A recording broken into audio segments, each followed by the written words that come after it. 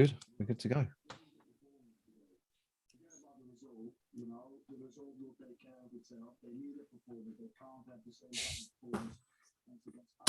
Good afternoon, ladies and gentlemen, and welcome to KUMBTV's Eyes Up.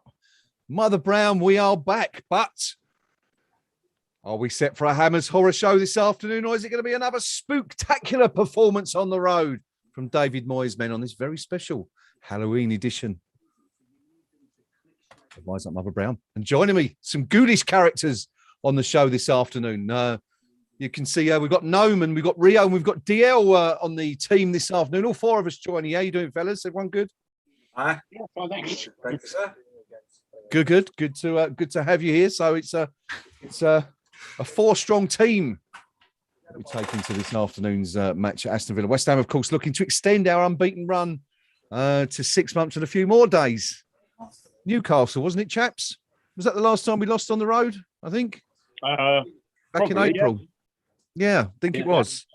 9 games, I think it was. 9 fixtures, all in all. 9 competitive matches, including Europa League and Premier League games. Stunning stuff indeed from the Hammers. But I shall throw you straight over to Gnome, who's going to take you through this afternoon's teams for you. Yeah, good afternoon, everybody. Villa line up as follows. In goal, Martinez, Cash, Konsa, Hauser, Target, McGinn, Nakamba, Ramsey, Wendia, Watkins, and it's a debut for Bailey.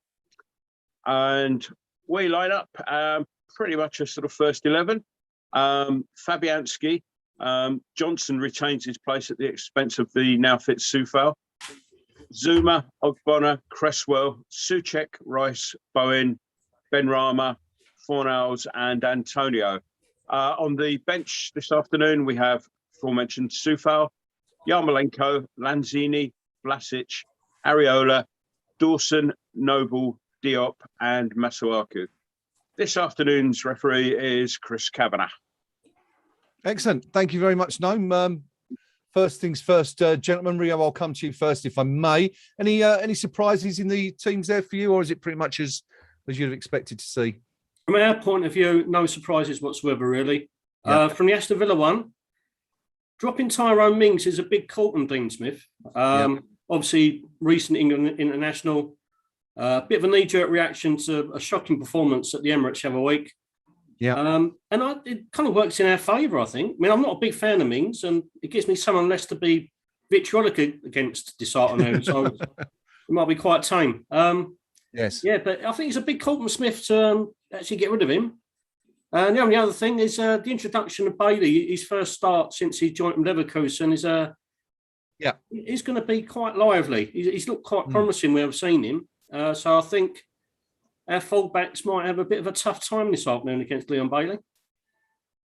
Yes, indeed. Plenty of jokes, I'm sure, no doubt, on a Halloween tip this afternoon coming your way.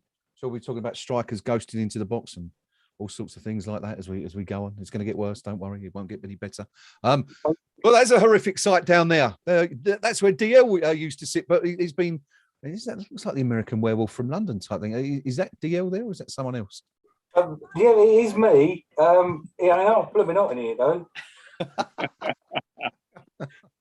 And as the wife's just said, don't know if you heard in the back. Apparently, it's an improvement. Well, she married it, she raised it, so you know.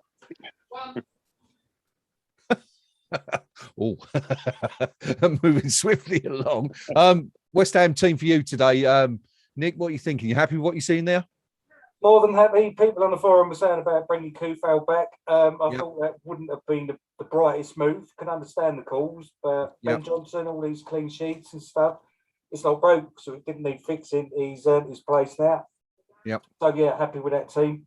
Whether we win depends on the fitness levels and how much the players want it. I think it's a grim old day up in the Midlands, which is, even when the sun's out, it's grim up there, but it's even worse today. So I think the weather's going to be a good leveler, I think. Yes. What about that Villa side? I mean, obviously we know Mings in there as we've seen. Who do you consider to be their danger man? Who are you concerned most about from Watkins? is Who's all. this team? I think only Ollie Watkins is their danger man, I think. But with our defence, who is such a cohesive unit at the moment, I think they can keep him pretty quiet.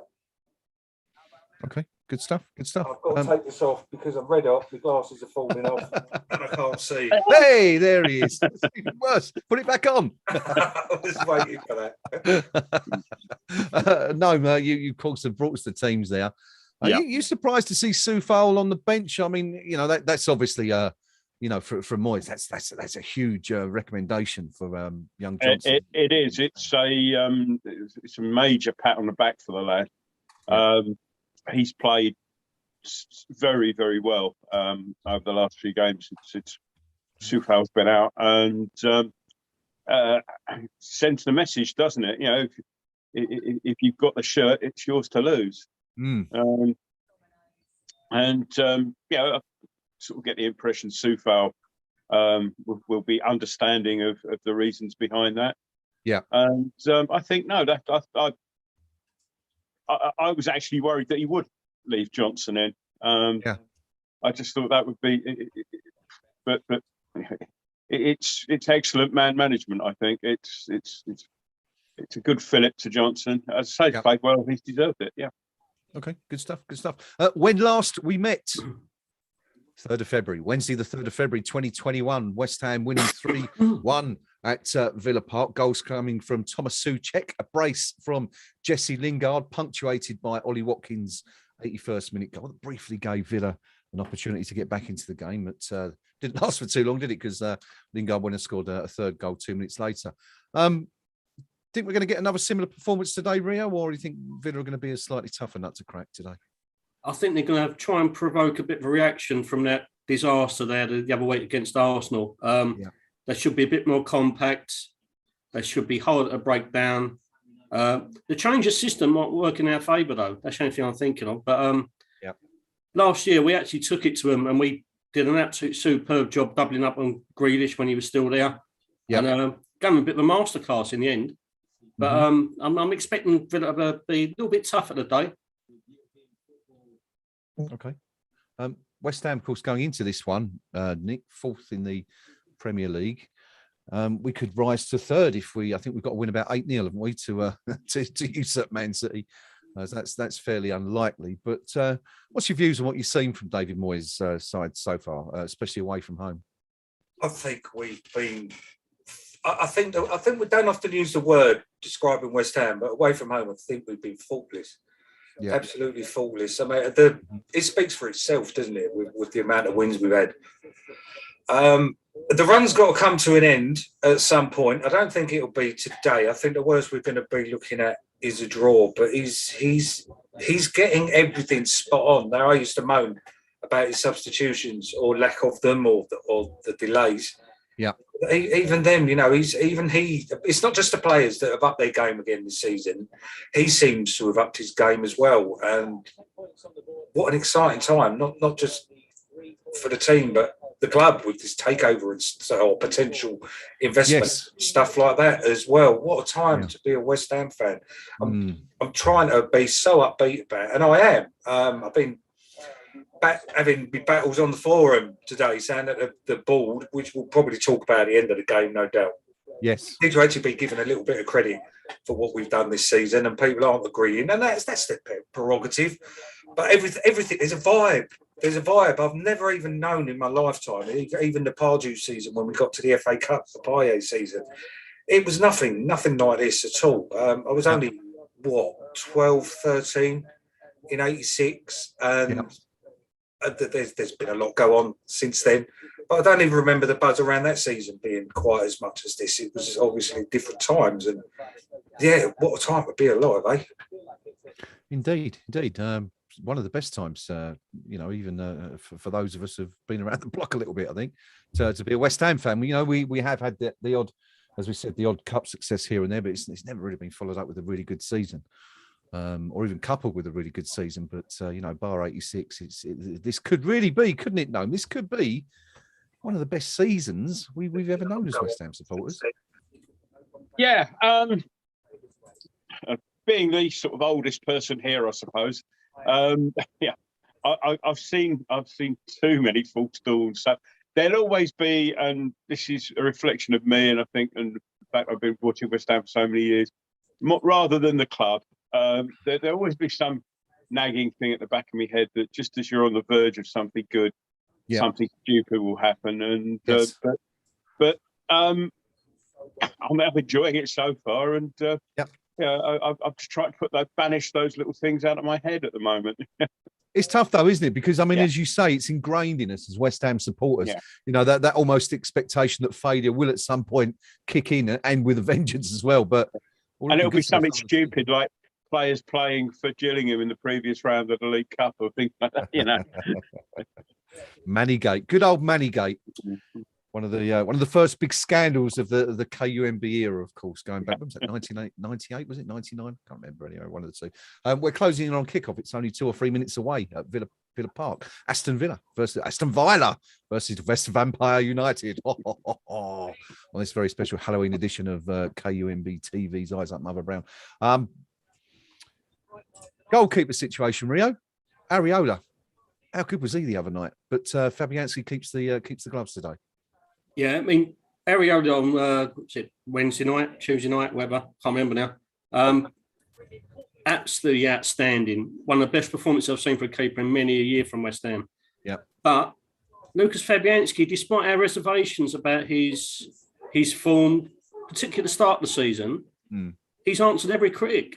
And the last 2 or 3 league games he's performed in, he too has been absolutely outstanding. So, and I think what Moyes is saying is just saying the case with Ben Johnson. If you're playing well, if you're not deserving to be dropped, you keep your place in this league side. You know? Cup games we have to rotate. It's a squad game nowadays. But league games, if you're fit, you're firing, you're in form, you're not getting dropped unless you have an absolute howler. And Fabianski's, I think the last game he was absolutely outstanding himself. Yeah. Okay, good stuff. I agree. I can't not agree because I was very vocal with my criticism of Fabianski at the start of the season, and he's turned it around, and that's all I ask from our players. He's got the shirt now in the league, and he deserves to keep it. I can't say that Johnson deserves to keep his place and not Fabianski because again he's kept clean sheets. So yeah, nice one, Fab. But he's on his toes now, isn't he? Because that performance midweek, as Rio says, was absolutely outstanding. And what a pair of keepers we've got now. Yeah, we have. Nice, isn't it, to have a competition like that? I don't think we've ever really had that, have we? To that standard, 2 real top class goalkeepers. Am I wrong? Can anyone point out at any point we've had 2 really good goalies like that? I don't think 2 of this caliber. We've had 2 decent ones, but we've not had 2 of this absolute quality and who are clearly pushing each other. They're pushing each other so far that they're producing faultless performances when they're called upon. I don't think Areola's let a goal in when he started the game. Same with Ben Johnson. He's not conceded the goal when he's been on the pitch and started the game this season. So, you know, with Areola in absolute top-notch form himself, pushing Fabianski all the way, you know, it's a joy to watch, joy to see. Yeah, it certainly is. My apologies. We have been chatting through the minute silence, 2 minute silence, which we normally pause for. But it seems incredibly early this year. Of course, we're still only in October. I think we've got a couple of, or at least one more weekend to go until the usual 2 minutes. Nearest home game for Villa. Yeah. So, you know. Fair enough. Well, we shall ensure we pause next weekend anyway, as long as we're eyes up, Mother Brownie. We are about to kick off. It's all about to start. We will be, as well as us 4, I should point out that Pink Palermo and Chalks are at the game live this afternoon, maybe joining us later to give us their verdict of what they've seen. Hopefully, another 3 points for the Hammers. Back in the side today, Declan Rice, Mikhail Antonio, Lucas Fabianski, we've just been talking about as well. So, yeah, fingers crossed for another good afternoon. Gentlemen, the game's kicked off. We haven't even done our predictions yet. Nick, let me start with you. What are you going for? Going for a narrow away win. Okay. Can I push you for a score? 2-1.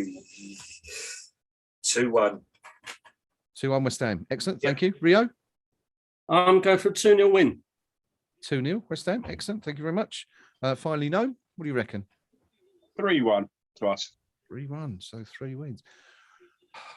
You see, I'm usually the harbinger of doom on these predictions, but you know, looking at the way the teams are playing at the moment, it's difficult to predict anything other than a West Ham win. So, how do we go for something? Let's go for a 4-2 West Ham win.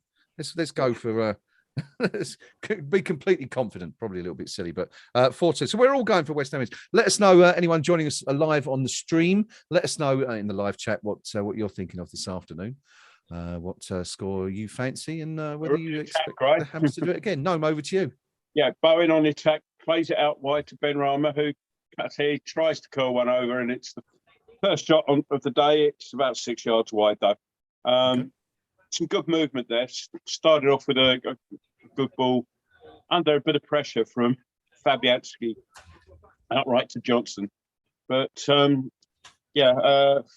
let's be kind to Ben Rama and call that one a sighter. He does this a lot, doesn't he? We quite often see this. He has a little taster first of all, which tends to hit row Y or row Z, and then he seems to get a little bit better as the game progresses. But should we do a time check? Yeah. Sorry, no, go on, no. I'm 154, 55, 56. Okay, Rio? I am on 2 minutes. No stream today. I'm actually paying for this one. All right. Nick, how are you getting on? 1 minute, 18, 19, 20. It's a legal stream. It's on the Sky Sports online, but I don't have a TV in my dining room, so I can't watch it live. Okay.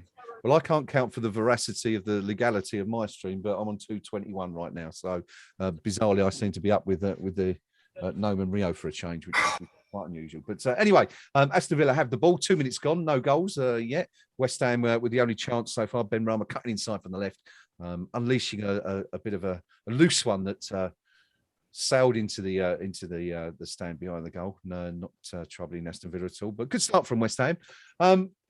What are we thinking here, Rio? How do we think Villa are going to approach this? Of course, I mean, they had an absolute horrendous finish to their most recent home game, didn't they? Against big rivals, Wolves, 2-0 up, and ended up going 3-2 down. So they really need a win today. Excuse me, it's a very dodgy bottle of beer come my way. Can you repeat the question, Graham? Do you want to? Yeah, overfished as I opened it. Sorry. I was just saying, Villa really need a result here today, don't they? Because in their last home game, they were beaten by their big rivals, Wolves, 2-0 up, and ended up going down 3-2. So they're going to be baying for blood. You would expect a little bit on a day like today. Yeah, absolutely. As we said before the game, I think it's kind of reflected in the changes they made. Dropping Tyrone Mings is an absolute monster call for them. Yeah. Leon Bailey being introduced, starting from the off, another big call, because I've just read on the forum that as great a player as he looks, and he was in great form for Leverkusen, very dangerous, very quick, but his hamstrings are almost as was Antonio's. So that's probably why he hasn't been started as much as he would have liked.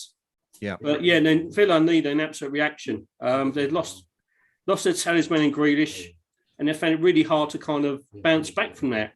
When Diaz barely featured, I think this is only his second start, possibly third, and he's been absolutely awful. What I've been told. Yeah. So, and he was linked with very many big clubs. So yeah, Villa really need the reaction here, but I think it's probably the worst team for them to come up against is us. And I've very rarely ever said that in my life, because away from home, we're a bit of a, my missus just chips in. We're a bit of a machine away from home, you know? We counter-attack with absolute purpose. We're a massive threat. No, what's going to happen there? Villa will not fancy us today whatsoever. Yeah. No? Yeah, so a long ball played for the back in the general direction of Antonio, who off balance got his head on it and went down, but not enough contact there for anything. Johnson rather takes a swing and misses the ball, but it goes safely through to Ogbonna. It looked for a second as if Antonio might have been clipped on the heel there a bit, but they haven't showed it again, and he got up without any fuss at all. So nice turn from Fornals. And Antonio's now Go central on. position. But he dallies on it a little bit too much. Souček tries to rescue the ball, but it's back with Martinez in the Villa goal. A little bit slow to move forward there, Antonio. Allowed the midfielder to come back and nick the ball off in there. A couple of predictions from the team. Craven Moorhead going for a 3-1 Villa win this afternoon, bucking the trend here anyway. Also, David O'Rourke going for a 1-1 draw, and Polaroid, only one of the three there, going for a win for West Ham win, saying expects West Ham to win 3-1. So the panel not quite as optimistic as we are, Nick, it seems, judging by those three predictions. No, they're not. But one thing to point out, which I read on the forum, the font of all information, is that I think since this Moyes Mark II, we've only... Come on! Yes! Get in there! Once. Oh, marvellous goal. It's all right. Yeah, thanks for that. You know, I'm 5 minutes 50 at the moment. I ain't got a clue. Hold it. Keep the powder dry, Nick. We'll come back. No, we've scored. Goal. It's 1-0. It's a marvellous goal, Nick. Sorry, mate. I'm going to react when I see a goal that good. I'm watching it now. It starts off with Rice in midfield. He goes forward. Lovely ball out wide to Johnson, who brings it under control and cuts in, and then buries a shot into the bottom left-hand corner. That's a goal. That's class. All right. I mean, right, there goes Rice. Yeah. I'm watching it now. Here's the ball to Johnson. And he got... Oh, beauty. Yeah. What a goal. How about that? Lovely How job. about Sorry that? about that. Well, look, we were talking just a few minutes ago about the decision to give Johnson a start, Rio. Vindication almost immediately. For not that he really need it, but for David Moyes keeping Soufal on the bench. I mean, what a finish that is from the young lad. He's in the form of his life, isn't he, at the moment? Incredible. Yeah. I mean, I think I said about 5 or 6 weeks ago, I had my reservations about Ben Johnson. Yeah, I didn't think he'd he'd cut the mustard at this level on a consistent basis. And but the last few weeks, he hasn't put a foot wrong in any game he's played, any opposition he's been up against. And he's actually growing in confidence visibly every single game. And as I say, we're on the attack again. Yep. Oh, Ben losing out just edge of the box where he's harrying. Keep on it, don't fail. Some good work there, and that's a great little interception from Ogbonna. Ball's gone through at the Villa goalkeeper, but Ogbonna there stooped quite low to get a header in. Missed that, and we could have been in trouble there. But some good harrying work there from Ben Rama, wasn't it? Yeah. 8 minutes gone. Aston Villa 0, West Ham United 1. Ben Johnson with the opening goal of the afternoon. Great ball from Declan Rice playing it on the right-hand side. Ben Johnson cutting inside, unleashing one with his left foot. His second goal for West Ham, the first coming in the 2-2 draw against Brighton back in December last year. So, Nick, you'll have had an opportunity to see that, of course, now and reflect on what you've seen. But fantastic, wasn't it? What a great strike from the lad. The whole lot was superb. That ball from Rice was first class. Yeah. That was Noble of old, and he's certainly stepping into his boots now, isn't he? Okay, he's far better than Noble ever was, but that was to me that was Noble-esque in his prime to Payet. Yeah. That was. No, the whole goal was just superb, and that shot from Johnson was a bit of a rocket, wasn't it, really? But unlike Rio, I've been praising this boy since his debut against Man City. So I called it a long while ago that he's going all the way, and I thought he was going to not let me down. Obviously, don't know me personally, but he did have a little bit of a rocky stage. But now he's going to be Rice Mark II, isn't he? He's going to be another one that's going to be the fulcrum of this team for years to come if we can tie him down. Yeah, well, hopefully. I mean, he's certainly, doing himself no harm at all at the moment. And I just wonder, looking back at that, well, there's not really a lot happening at the moment. Villa have a throw on some 35 yards from West Ham's goal on the left-hand side. But, I mean, I don't recall Johnson doing that much before, do you? No, I mean, he's often working that flank and getting, down to the byline. But I don't recall him cutting inside and trying many shots like him. In fact, you'd have expected him to perhaps try and float that over to the far post, if anything. Yeah. I mean, we're just talking about, yeah, suddenly he's looking good. But one of the things that that sort of just wondering what Hauser's doing, he's run off the pitch for some reason. One of the things with Johnson is that in his earlier, I mean, say earlier games, he's not had that many still, but I'll pause here because Villa are having a long throw in, and Hauser's come back on off the pitch. Try the cross again, but by box, it's just a Villa corner. The early games, he's sort of like been, he was coming on, he was shuttling between left and right back as needed. So what he's benefiting from now is what every player does, is a good run in the team. Stick with me, we've got to fill a corner. Okay. Just about to be taken. And it's played along an odd corner. It's played along the ground. Doesn't beat the first man. Very strange. Very bizarre corner that. Taken by, was it Buendia? Yeah. Can't see the logic of that one. Very poor corner. Not complaining. Villa throw. But yeah, as I say, I mean, you find where players, especially when they start out, a bit loose from Ogbonna there, but there's two Villa players rolling around on the floor, neither of whom appear to be fouled. And yet Villa have got a free kick. Have a look at this now. There's no foul there. There's two players. One Villa player's just run into Bowen and the Villa player have run into each other. Just bumped in straight away, and then just off the ball, Ramsey's gone tumbling down again. No contact with anyone. Not quite sure which one he's given it for there. I mean, I presume it was the collision with Bowen, but certainly no foul as known rightly says there. The standard PGMOL operating theory of if there's two players down, one of them must have been fouled. So I'll give something just to be on the safe side, you know. Yeah, well, we're just waiting for that. 13 minutes gone anyway. It's Aston Villa 0, West Ham United 1.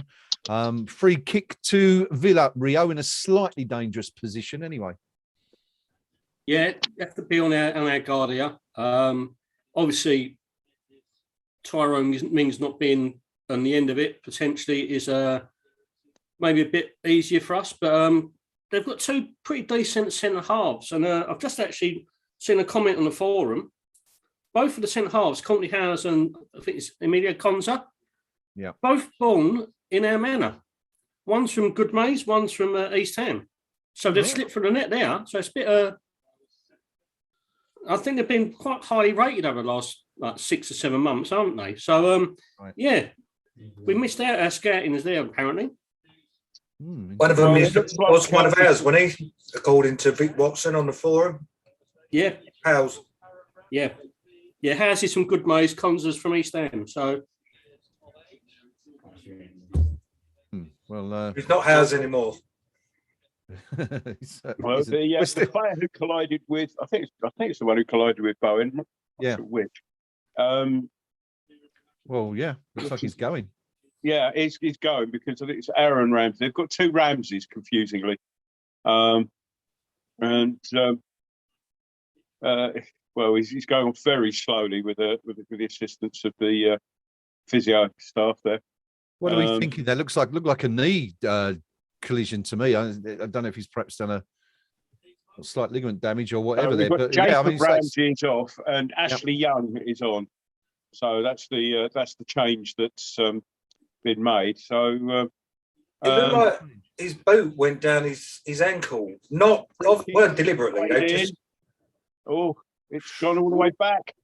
Shot straight into Fabianski. Not great defending there, West Ham. Bailey was left all alone. Now, Ben Rama's got away from his marker here. Ben Rama going down the left. He's looking for options. Plays the ball square. It's Antonio doesn't quite control it, but we've still got position. Go on, Bowen's there. Bowen! It's a complete and utter scramble in there. The ball gets across to Bowen. Johnson clips that Johnson, across. wasn't it? Yeah, Johnson who put the ball across. Bowen has a stab at it and then has a second stab, and it's headed away. It's a good bit of defending by the that's Cash, the Villa number 2. Yeah, I mean, looking at the other end, Bailey was completely and utterly unmarked at the far post. Back live, ball's played in, and Villa had the ball clear. That's going to go out for a West Ham throw. No, actually, Bowen keeps it in. And cross in. Souček gets on the end of it, but there's no power in the header, and that's easy for Martinez. So good little spell of pressure there. Good little spell. Yeah. Matt Cash, by the way, I think it's him, has just found that he's Polish. And yes. Yeah. Yes. So, that's something he's got on top, not Polish, but he's like me, he's got 2 passports now. So yeah. Just seen that chance of Owens. That was actually a great clearance header there by the. Wasn't it? Yeah. To come back to that, it was a fantastic, wasn't it? Sort of, talk about taking one for the team. But Matty Cash, of course, was a player that we were very, very keen on when he was still at Forest. We were linked with him, weren't we, for a couple of windows before he eventually went to Villa. But decent defender, Nick. I don't know if you've seen too much of him. I haven't. I got to say almost every time I'm on here. I don't really follow football apart from West Ham, to be honest. So I'm not up on other teams' players so much. But he's done all right there, didn't he? Yeah, so he sounds like a typical. He sounds like a West Ham player, Matty Cash. Matty Cash. It is, isn't it? Yeah, it's a very West Ham-esque sort of name. But one that sort of got away. Perhaps I think Villa paid about 12 million for him. I think in the end. Seemed to be a little bit too much for West Ham at the time when he was linked to us. But I know he was a player that David Moyes was very keen on. But no, 17 minutes gone. West Ham United leading by a goal to 0. Villa on the ball, and it's a throw to West Ham, actually. Yeah, some good work from Antonio there, coming back to help out the midfield, and stuck his foot in there and actually won the throw for West Ham. So a good bit of defensive sort of work there. It's a fairly sort of it's a kind of a scrappy game, really. There's not an awful lot of domination one way or the other going on, but I think when we do go on the attack, we kind of look a little bit more threatening. Yeah. It's all come to nothing anyway. That break, Villa have a throw in 30 yards from their goal. No, hang on, we've intercepted. He goes 4 nails down the right. He's out near the close up down the byline. But he's just lost out, and he's looking for a free kick there. You ain't going to get one for that, 4 nails. Good defending again. And he's going to bring it away, but and that's some good work there. Bonner and Rice sort of tidying up nicely between them. Yeah, I mean, we throwing given to a free kick given to Villa for a purported foul. I'm not sure there's much in that, but Rio, we're running out of superlatives, aren't we, for Declan Rice? We say it week in, week out that what a player he's turning into. But I wanted to mention we didn't really get an opportunity to do so. But when the players were coming out right at the start of the game, he was. His chest was pumped and everything. You could see almost that it was almost palpable. The confidence was oozing out of almost every pore in his body as he was making his way onto the pitch. He's in the zone, isn't he, right now? And possibly one of, if not the most informed player in the Premier League. He's got to be up there with the best of them right now. We're on a break here. Antonio's got it on the right hand side of the box. Runs into a bit of trouble though, and but he's still got it. Trying to put it across now. Oh, that's an awful decision. Declan Rice. I mean, as you said, we're running out of things to say about him. He's an absolute Rolls Royce of a player. He's not just one of the best players in the Premier League at the moment. For me, he's one of the best players in the world at the moment. Fully agree there. He's absolutely exuberant. He exudes confidence. He looks just immaculate with the ball at his feet. He conducts himself in a manner which you'd be absolutely delighted to have. I just can't say enough about him. He's just one of the best players in the world at the moment. We're lucky to have him. And as Pinky continuously says, let's make the most of it, because when he does leave, which sadly I think he will at some point, we're lucky to see him play for us because he is one of the best players in the world. Yeah, he's definitely in full flow right now. Just 22 still, of course, still got a hell of a lot of football ahead of him at the highest level to come. Hopefully, there'll be plenty more of it at West Ham. But I think there will be. I've changed my opinion on that. You do? You think he'll stay for a bit? I think he will stay for a bit because of what the changes that are supposedly afoot. Now, I'd call him a load of old flannel, but the fact that Moyes alluded to him in his press conference as well, said that, yeah, there's something going on, it gives me a bit of hope. Yeah. And I think he might buy in to what we're trying to achieve here for another couple, 2-3 seasons, maybe, and see where it goes. I don't think he's going to go this summer or next. I think he's going to give it a chance. Okay. Is that trick or treaters at someone's door there? I heard a doorbell in the background. No, it's Pizza Hut with my dinner. That's what you think. I've got my Haribos ready. They're laced with LSD and laxatives. 21 minutes gone. Aston Villa 0, West Ham United 1. The Hammers leading thanks to Ben Johnson's 7th minute strike. Beautiful goal. Received the ball from Declan Rice wide on the right, cut inside and hit a lovely firm drive into the bottom left-hand corner of the Villa goal to give West Ham a lead. Villa now have a throw-in just 20 yards from West Ham's goal. Noam, take us through it, if you will. Yeah. Are they going to take this long again? Hauser and Konza have come up to the box, so we're waiting for the wide area. Yeah, long throw going in. Johnson doesn't get anywhere near them. Johnson's got it.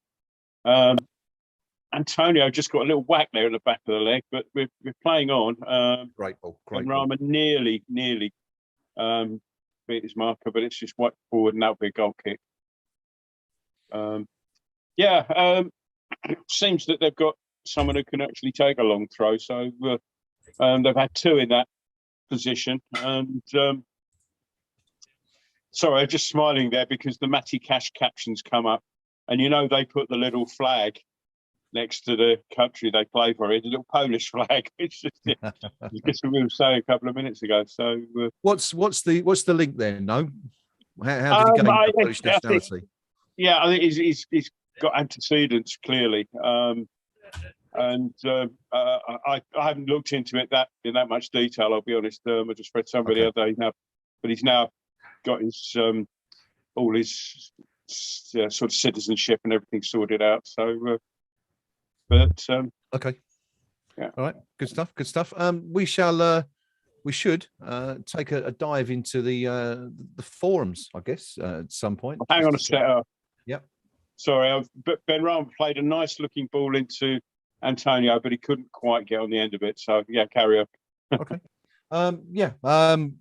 Keeping an eye on the KUMB.com forum match thread as usual for the West Ham perspective. And this afternoon, the opposition opinion coming from VillaTalk.com, the long-running Villa forum.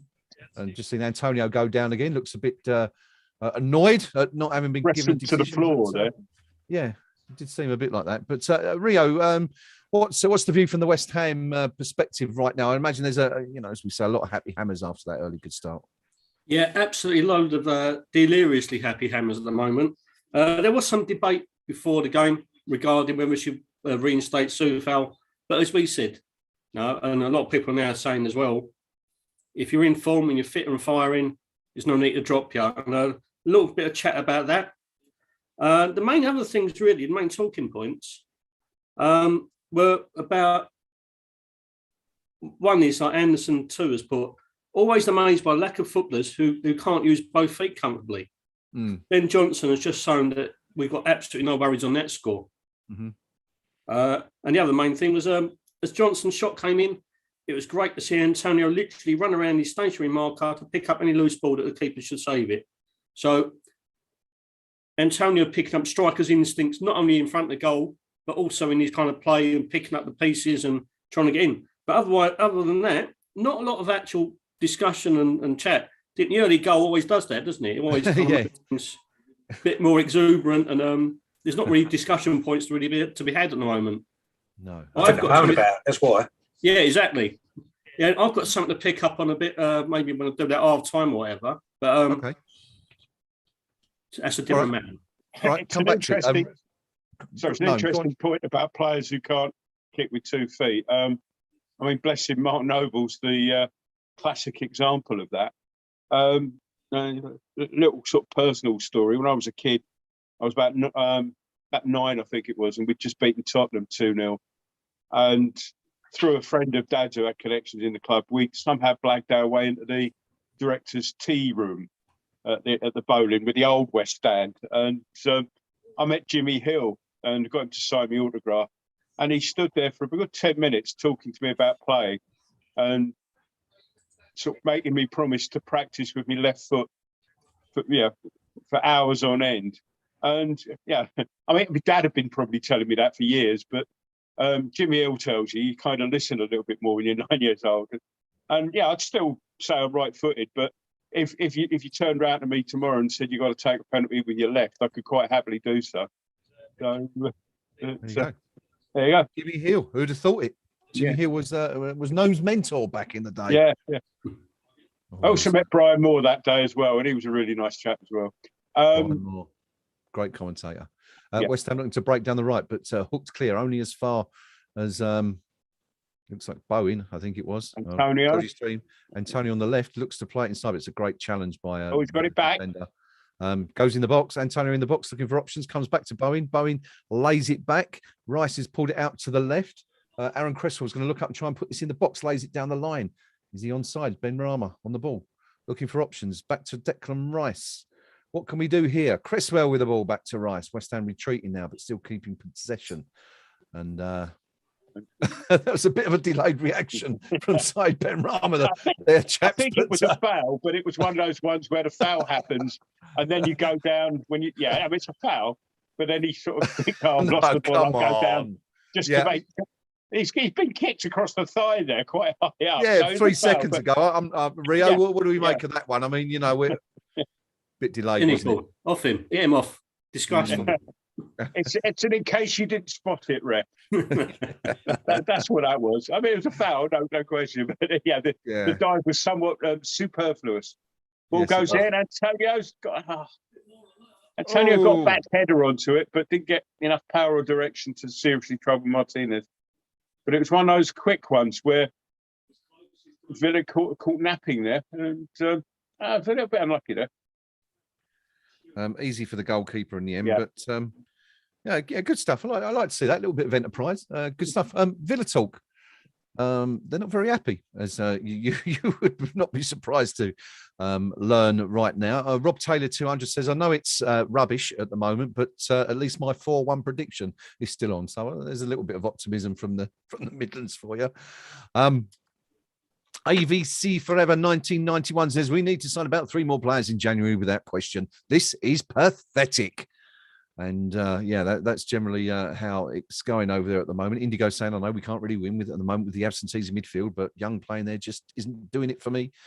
And Jamaican villain saying, I haven't felt like this for years. I'm presuming that's not a particularly good thing, reference-wise. But EST Est 1874 says, we're going to get eaten alive here, aren't we?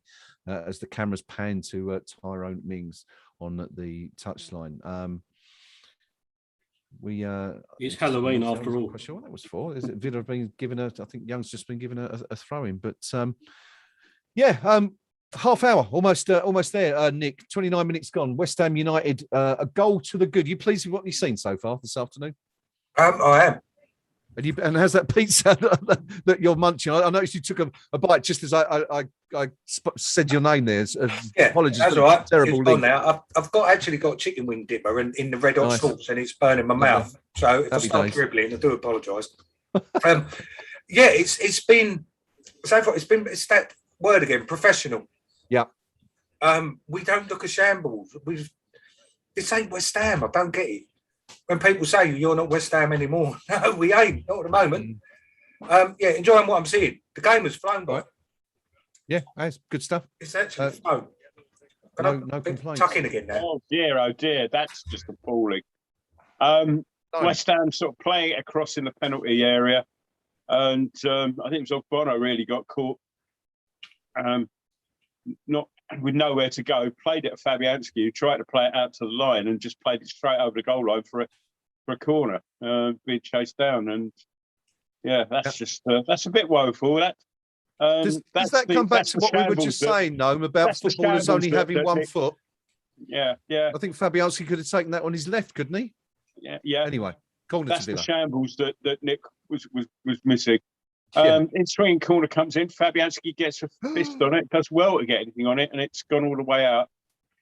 Back in the centre circle now, but Villa try to look playful. That's well played, Ben Rama. He's closed them down. It's had to go all the way down back to Martinez, who launches it forward, but now with Souček, and we can build again. Good play by Ben Rama there, because Villa would have been looking to launch that back into the mix quickly. And we're on a break here. Bowen plays a lovely ball square, and we've got Fornals out on the left. Curling ball in, and that's gone above Souček. Only as far as Rice, though. And loose ball from Rice there. It's intercepted, and Villa could bring it away. Unusual there from Rice. Wasn't quite precise enough with the ball. Made it easy to intercept. The attack from Villa comes to nothing, and it's now with Bowen doesn't quite control it, and that'll go for a Villa throw.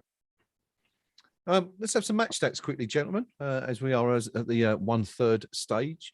Aston Villa possession 57% to West Ham's 43%. Aston Villa 1 shot, one of which was on target. West Ham 6 shots so far, 3 on target, 1 corner each. Great tackle from Rice. 6 fouls, and Villa have committed 3. Villa on the attack now, though. Rio, as Matty Cash goes for the spectacular, and it's a little bit off target. Yeah, very much off target. Speculative, I think, the best you can call that. And a very interesting camera angle as it pan round.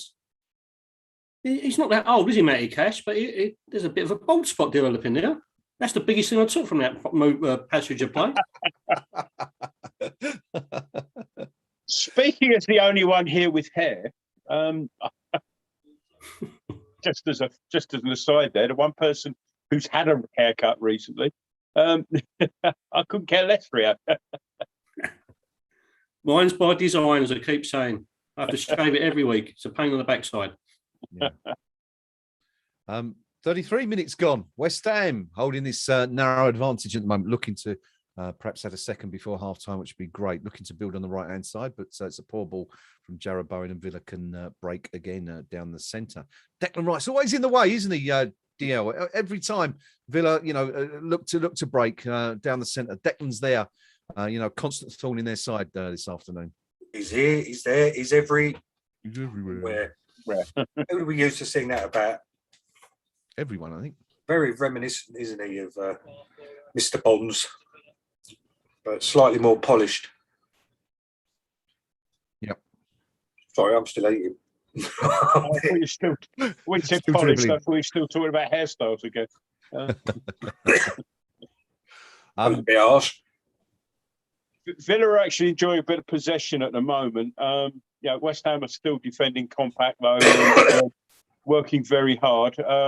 That's a good ball down the right though, and dangerous. Villa are level. Villa have scored, and it's Ollie Watkins. The big money signing from Brentford. 34 minutes. The ball pulled back from the right hand side. There is Watkins, 8 yards out to plant the ball firmly in the back of the net. Villa level, Noam, as you say. Yeah. It was some good work from Buendia. Just having a look at it now, and they've got McGinn there. Plays a lovely ball down the line, and Buendia gets inside. That's not great. It was Fornals. Yeah, it wasn't great from Fornals. Didn't put anywhere near in a decent challenge. And Fabianski, really, I think he should have done better with that. That's a comfortable save waiting there. That's not a hard shot. Oh, Fab, no way. Yeah, I think you might be that's on the keeper there. No, to be fair, I mean, I'd be questioning where the marking was really, Rio. I mean, Noam's absolutely spot on. Fornals was too lax, wasn't he, in allowing Buendia to turn? But Ollie Watkins completely unmarked, 8 yards from goal. Yeah, we're not cut ourselves in glory for that move there. I mean, as you said, Buendia turned Fornals far too easily. No marking whatsoever. And Fabianski didn't exactly cover himself in glory either. But we're on the attack now. Antonio on the left-hand side of the box cuts it in. Oh, it's a corner, isn't it? Yeah, good. Yeah, good defending there. And tips over the bar at the end. But decent move. We need a bloody. We need to sharpen up a little bit. I mean, there's a couple of lax moments defensively, which have really come to the fore. We can't afford to let Villa get the upper hand here. We've been pretty much dominant the first 30 minutes or so. But yeah, it's just some slack play. And I don't think Mr. Moyes will be very happy with what he's seen the last 3 or 4 minutes. Yeah, very. We were just sort of, we switched off basically. Now we've got Cresswell and Fornells sort of looking to take the corner. Cresswell takes. Oh, now there's a shirt pull there, surely. Well, it's interesting. That looked like a shirt pull. That looked like somebody's shirt coming off the band. Oh God, hang on. I think he's going to check that. Okay, so let's I think we might have a penalty here. Okay, so we've seen the replay. It's not a Bonner. It's Zuma. It's Zuma. He's got the shirt off his back. I think this is a penalty if they get. Yeah, it's Ashley Young, isn't it? I think the sub who's grabbed the shirt.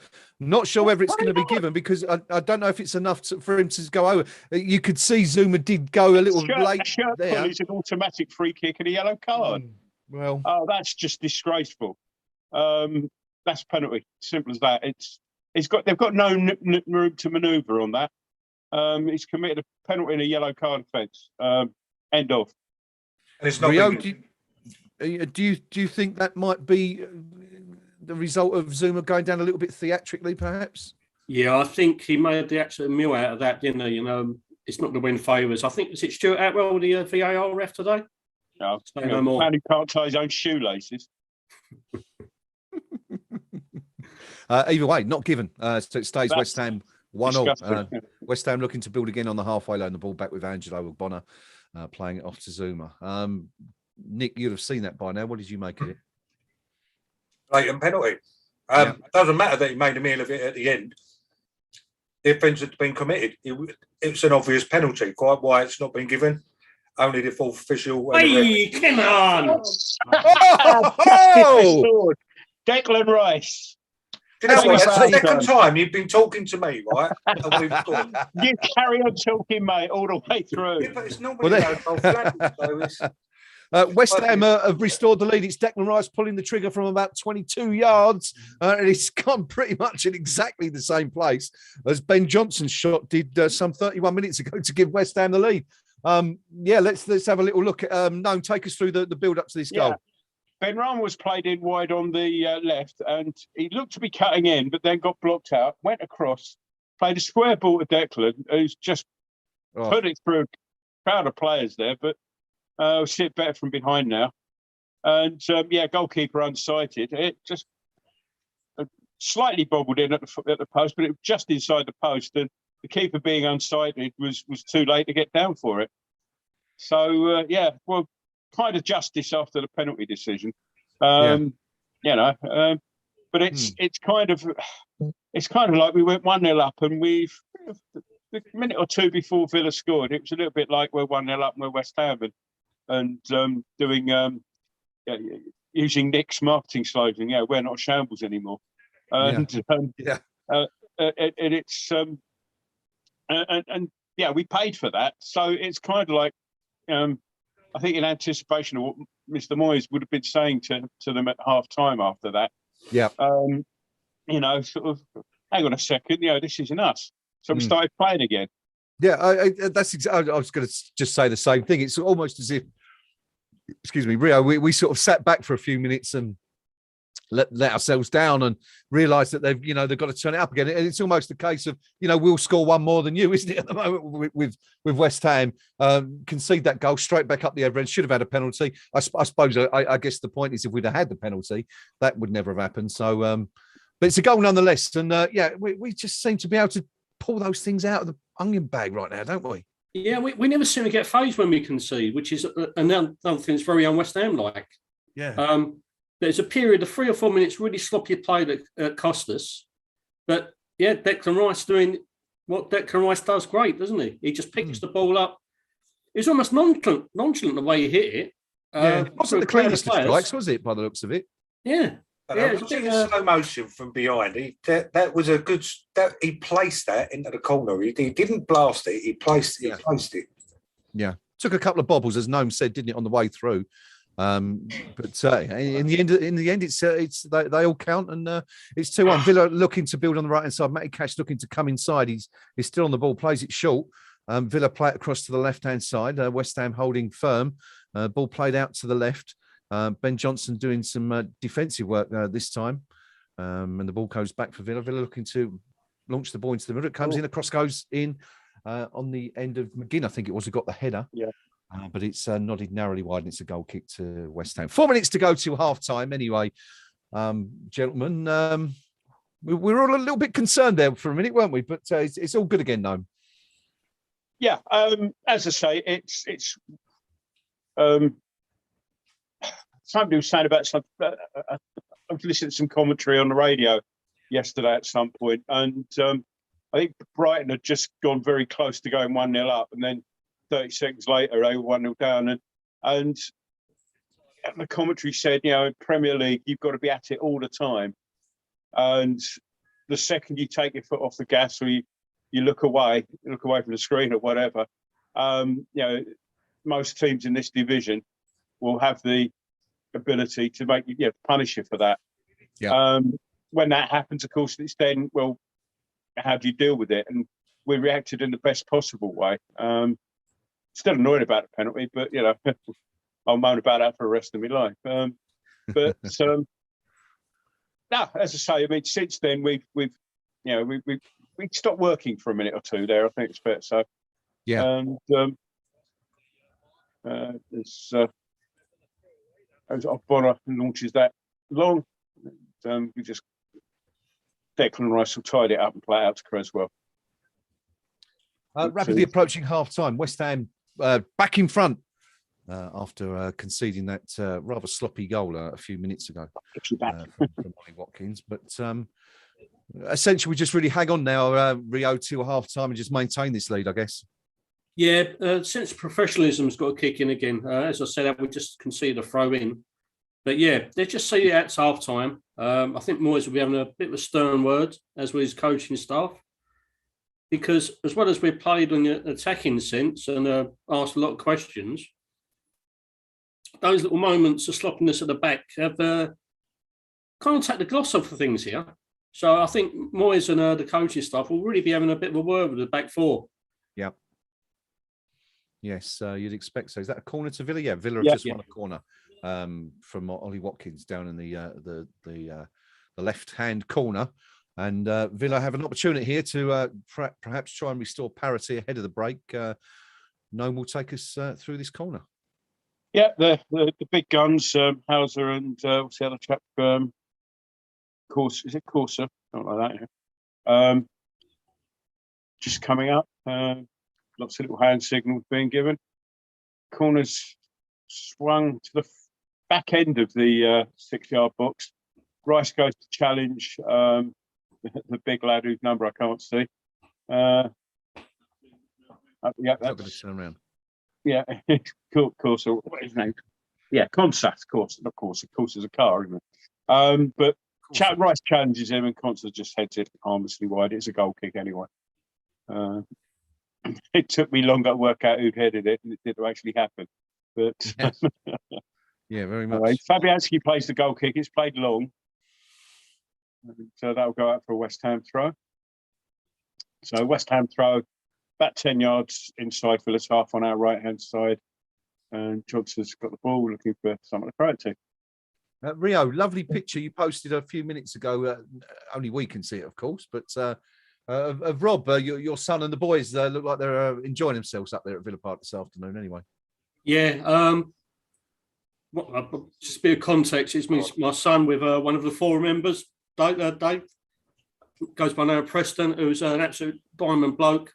Yep. Helped me out quite a lot with a few things. And having a whale of a time by the look of it.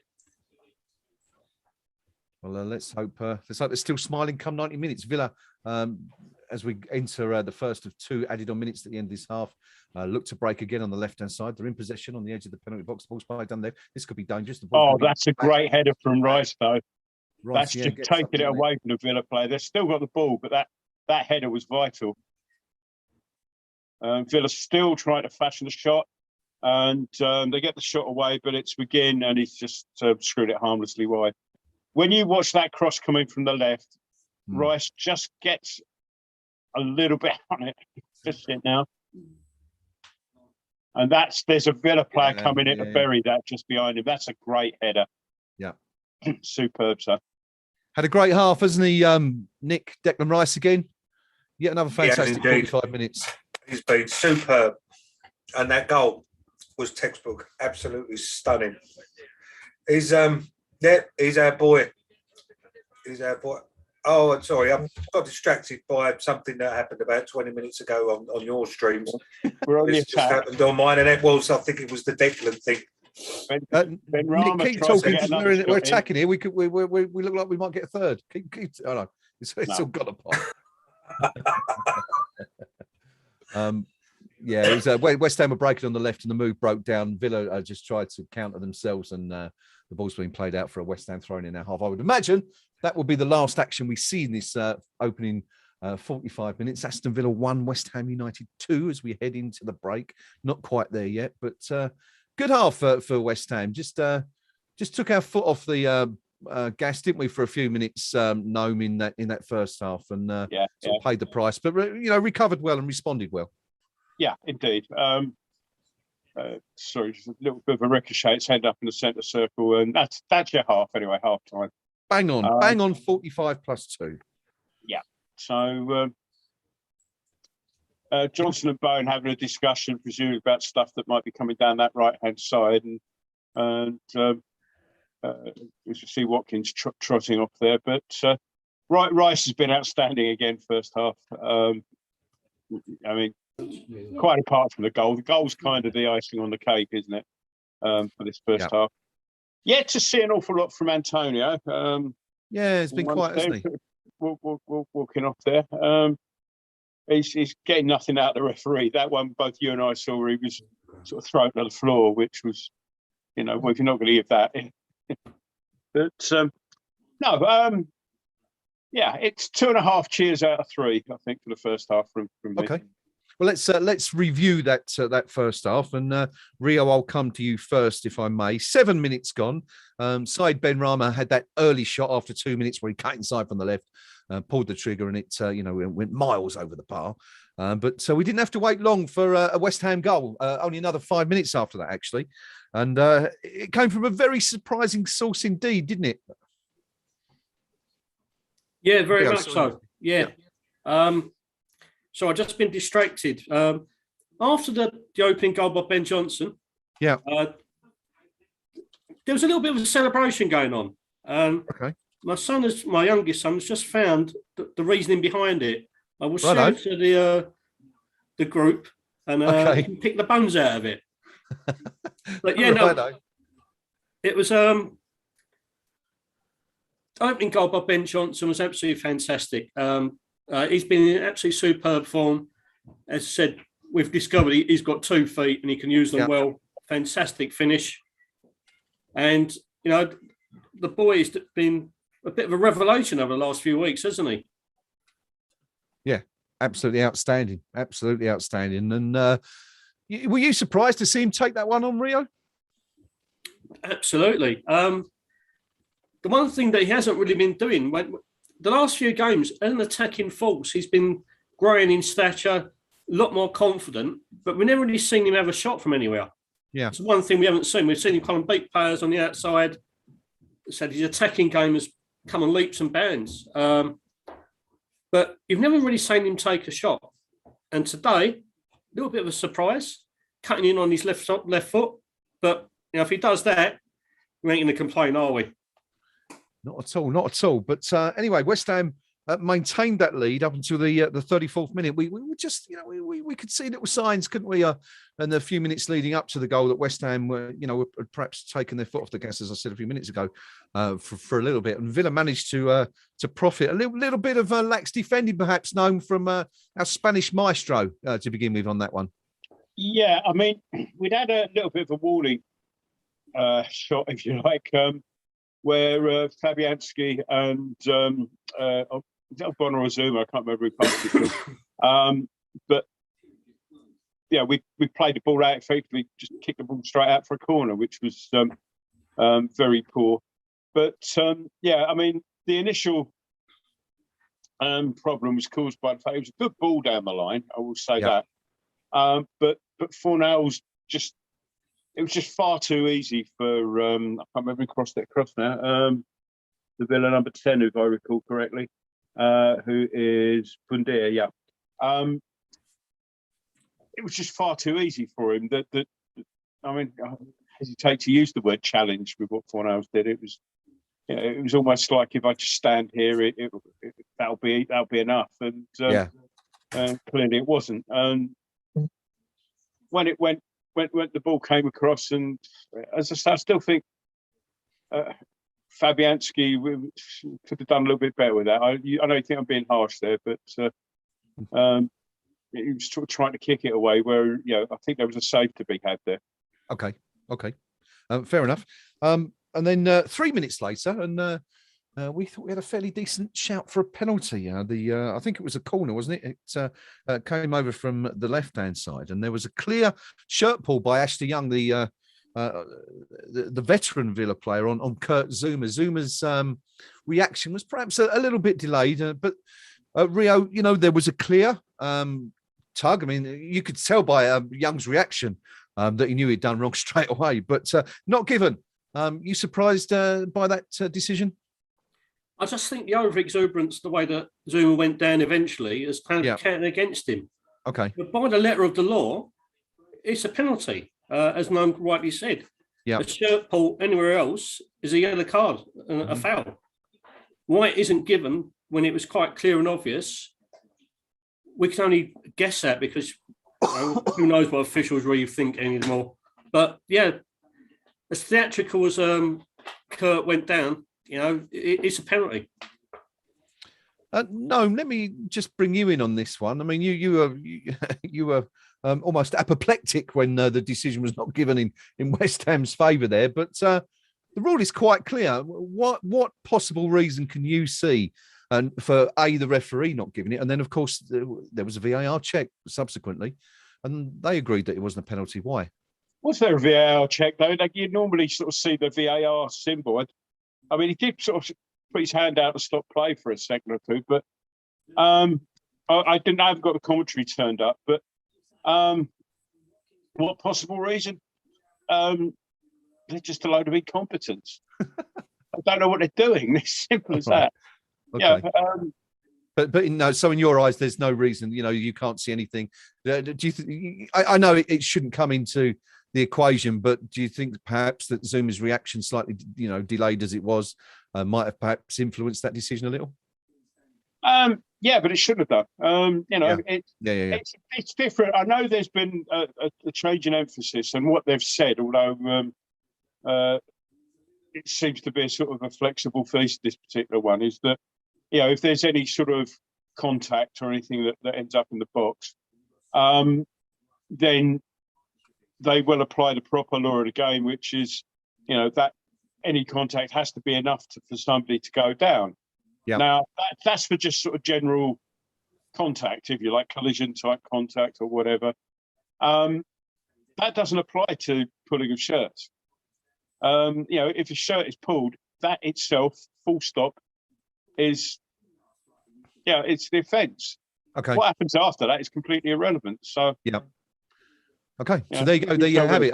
In the team's view, a clear cut penalty. But as we said at the time, of course, had West Ham been awarded that penalty and either scored it or missed it, then Declan Rice probably wouldn't have been in the situation to put the ball in the back of the net a little more than 60 seconds later, Nick. The ball side Benrahma, good work from the Algerian on the left-hand side. And this, of course, just 4 minutes after Villa had equalised. Played the ball into Declan Rice. And, we felt he didn't hit it particularly cleanly, but it was certainly well aimed and picked his spot beautifully. And West Ham were in front. Yeah, it was I think it was a well taken goal. I'm just seeing the replays now, actually, on my stream here. And to me, I think he meant that. It was low. The keeper was unsighted. Yeah, he knew what he was doing there. They've just shown it. keeper was well beaten. You can't really fault the keeper for that. I see on the stream that people, not on the stream, on the match thread, people said the keeper had a mare there, but he couldn't see it until the last minute. And cracking. Enjoyed it. He's a player and a half, isn't he? Certainly is, man. Certainly been doing it again this afternoon. A great first half for Declan Rice. So there it is. So that's how it stands at half-time at Villa Park this afternoon. Aston Villa 1, West Ham United 2. The Hammers goals, as we said, coming from Johnson and Rice. I actually thought, Noam, that we scored both from outside the box, but just noted there on the replays that Johnson was just inside the box when he hit that, and so that kind of I was going to ask you the question: when was the last time that we scored 2 consecutive goals from outside the box? But it doesn't really matter now anyway. The answer is not today. Indeed, it might be. It might be. There's still a second half to go yet. Yeah, exactly. Of course, good point. Good point indeed. But so West Ham 2-1 up, could have been 3-1 up. Decent half all in all. Some half-time stats for you before we take a dive into the respective forums in just a moment. Aston Villa 57% of possession to West Ham's 43%, as it was after half hour. In fact, it was exactly the same. Villa 6 shots in all, 2 on target. West Ham United 11 shots with 4 on target. 3 corners to Aston Villa, only 2 corners to West Ham so far. But the Hammers in the driving seat as we prepare for the second half. Looking ahead to this half, Rio, how are you going to be playing this if you're Moyes? Are you going to be telling your team to just sit tight for the first 10 minutes? Or, are you thinking at this stage, well, if we get one more, then, the points are pretty much in the bag? I'd actually turn kind of sit tight, just kind of see what Villa are going to do, because they've got to alter their tactics slightly, because as someone rightly pointed out on the forum, they're playing a lot of kick and rush kind of football, which is exploiting our midfield a little bit. Rice has been exemplary, but they're getting far too much time and space at times. Yep. So I think we've got to kind of play it a little bit more cagey, a little bit tighter, soak up the early Villa pressure, and do what we do really well. We hit on a break with absolutely aplomb. So let's do that. We can get that third, hitting on the break, all well and good. But we'll soak up the pressure. Villa are going to get increasingly anxious if they don't get an early goal. Yeah. The changes they've made, the run they've been on, it's not. They're not been in their best of form lately, and I think the crowd might start to turn if they don't get an early goal back against us. So let's just try and exploit that. Okay. No, go along with that. Yeah. We always seem to play better. Excuse me, on the counter, and Villa have got to come at us now, and if they want anything out of the game, which is, if they're not careful, it'll be playing straight down our It's just straight down what we want, isn't it? It's just to say, we've got a kick off this one, so we'll start with a ball anyway. So let's just see what they've got, and we as I mentioned earlier on, we've yet to see anything from Antonio. And I don't think we're going to go through this game without seeing something from Antonio. Okay. Interesting, actually. Nick, what do you make on that, the Antonio question? Of course, we feel we're a completely different team with him in the side, but as the chaps have pointed out quite accurately there, not really being involved, is he, to a great degree in that first half? Are you expecting more from him after the break? Not really, but I'm expecting a goal from him. There seems to be his MO recently is that he's not in the game and then he pops up with a goal somewhere. So that's usually what happens. I don't think he's playing as well as he was at all at the start, as it was the start of the season. He was everywhere. He was all over the pitch. I don't know whether he's maybe got a bit too confident, a bit lackadaisical, but he's still scoring goals, which is all that matters. Goals win games. Yep. But we do need a plan B in January. But we've been saying that for the past how long now? So it would be nice to just have another option. Not necessarily saying don't play Antonio at all. Maybe another striker with him would be nice, because he has got a job to do. And apart from score goals. And at the moment, he's not really doing that. So we shall see where January leads us, I think. Okay, thank you. Rio, we were going to take a dive into the forums. Should we do that before the second half starts? Rio, taking a look at the KUMB.com forum match thread to see what the Hammers fans are thinking right now. Yeah, just picking out a few things from a bit of half-time chat. Hammer and Hornchurch has put Slockness gifted Villa their goal. And despite the half-time lead, I think Moyes needs to give a few of our players a bit of a talking to. Fornells, Antonio and Ben Rama, in particular, have been poor. Captain Crelly, 2-1 up, but we made heavy work of it for those last 20 minutes. Antonio seems slow and has given the ball away far too many times. A lot of others are far too complacent at times too. Mind you, Tommy's looking good and Rice is purring along like a Rolls Royce that he is. Eastleigh Hammer has put, our attacking play hasn't been good enough for the last few games. The attacking four just don't seem to be linking up as well as they did in the opening few games of the season. But the two strikes were absolutely excellent. Mr. Subique, Fornells was very poor for the first goal, but the marking was too. How can their top scorer and main striker be left completely unmarked on the penalty spot? It was absolutely unbelievable. Fabianski was also at fault there. He should be saving that. The age that he's reached, his reactions are slowing down, and that kind of error is the perfect example why goalkeepers start to decline in their mid-30s. The reaction time just slows down by a split second. The rest of the team has played quite well. Fornells, Bowen and Ben Rama's industry is too much for them at times. But Antonio is struggling a bit. And as usual, when the centre-backs are the better of him, he's drifting out wide far too often and leaving us with no striker. Sendo, we've been worryingly open at times. Villa have been carving through our midfield and getting in behind our fullbacks far too easily for me. Going forwards, we seem to lack the fluidity and seem to be making the wrong decisions once again. I've no idea how we're ahead. Villa must be kicking themselves. They've probably been a better side. So, yeah, it's like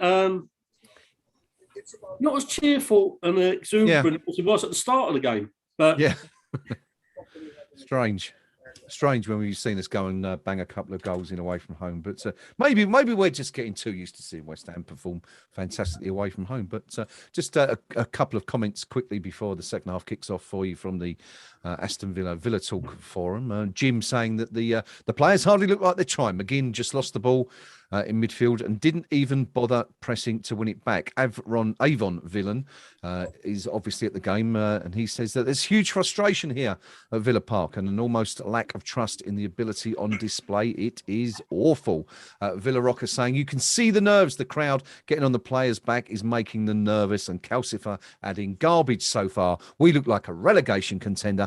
Every other pass is going to the opposition, and Smith looks like a dead man walking. What do you make of that, Nick? We seem to say, just seen the Villa trying to play the ball through. The second half has begun. Now, what do you make of that? It's almost, there seems to be a constant call for the manager to be replaced every time West Ham beat the opposition, doesn't there? I don't think Villa have been that bad, to be honest. Maybe I'm seeing it differently to the Villa fans, but yeah, I think Sabrique had it right on the. Take out the goals, which obviously is what wins you the games, but I think they have been a slightly better team. Yeah. We've looked professional, we've also looked a little bit disjointed, a little bit lackadaisical, and they could very well have got more than the one goal. We've been lucky; we've had two shots from distance, although not quite out of the area, and they've gone in. But on another day, they could very well be ahead. Yeah, very well be ahead. So. I don't think the Villa fans should be too despondent with the performance. Scoreline, most certainly. But the performance, no, I think they've actually slightly edged it. West Ham looking to counter here. Gareth Bowen's got behind the box there. He's gone down. I think Bowen's been taken out. Yeah. What's the referee given there? Is there a previous challenge there known that he's given? Is he yellow card for something? Well, he's given a yellow there. Now, given other matches this weekend, Bowen was through on goal. Now, if he's given an earlier one, then that's something else. But let's see now. Fornells burst forward. Now, he actually delays playing it. Gets taken out a little bit. But is that the one? Hauser gets taken out by Hauser. And he's lucky. He's actually I think he has. I think he's called it back there. I mean, correct me if I'm wrong. I think that's the challenge there, where Fornals, it's almost like a forearm smash, and Bowen goes down inside the box. Imagine. Yeah, absolutely. But hang on. No, hang on. He's not. Look, where's the referee? Is he? I'm still not quite sure what he's done there. Has he booked Bowen? I think he's having a word with Atwell. If they can wake Atwell up. Rio, what did you make of that? First of all, what a really good interception by Jared Bowen that set Fornals on the loose. I think Pablo kind of overrun it a little bit, but he was taken out by, as you said, a pretty cynical. Yeah. And it's a forearm smash. Yeah, it's got to go off for that. This might be a red, you know. If it's going to be red, surely. Oh, it's deliberate. It's deliberate. It's an awful challenge. I mean, he's clearly looking for it. Well, this should be interesting. I mean, if he goes over to the little telly, that's a red card. I mean, this huge point in the game. This could make all the difference, but it certainly looks like he's got to walk from that. I mean, I'd imagine they're also checking. They're now checking the foul on Bowen, and I think either or both of those could be red cards. It's really unique situation. So we're just waiting to hear what's happened. That one on Fornals. Yeah. Okay. Yeah. It's going to. It looks like we might be seeing a red card here because the referee's gone to look at the screen, hasn't he? No, I think we're going to see at least one red card here. Anyway, I mean, take your pick. It could have been either there, couldn't it? But which one's he checking for? I don't know. I'm sorry. This should be quite simple.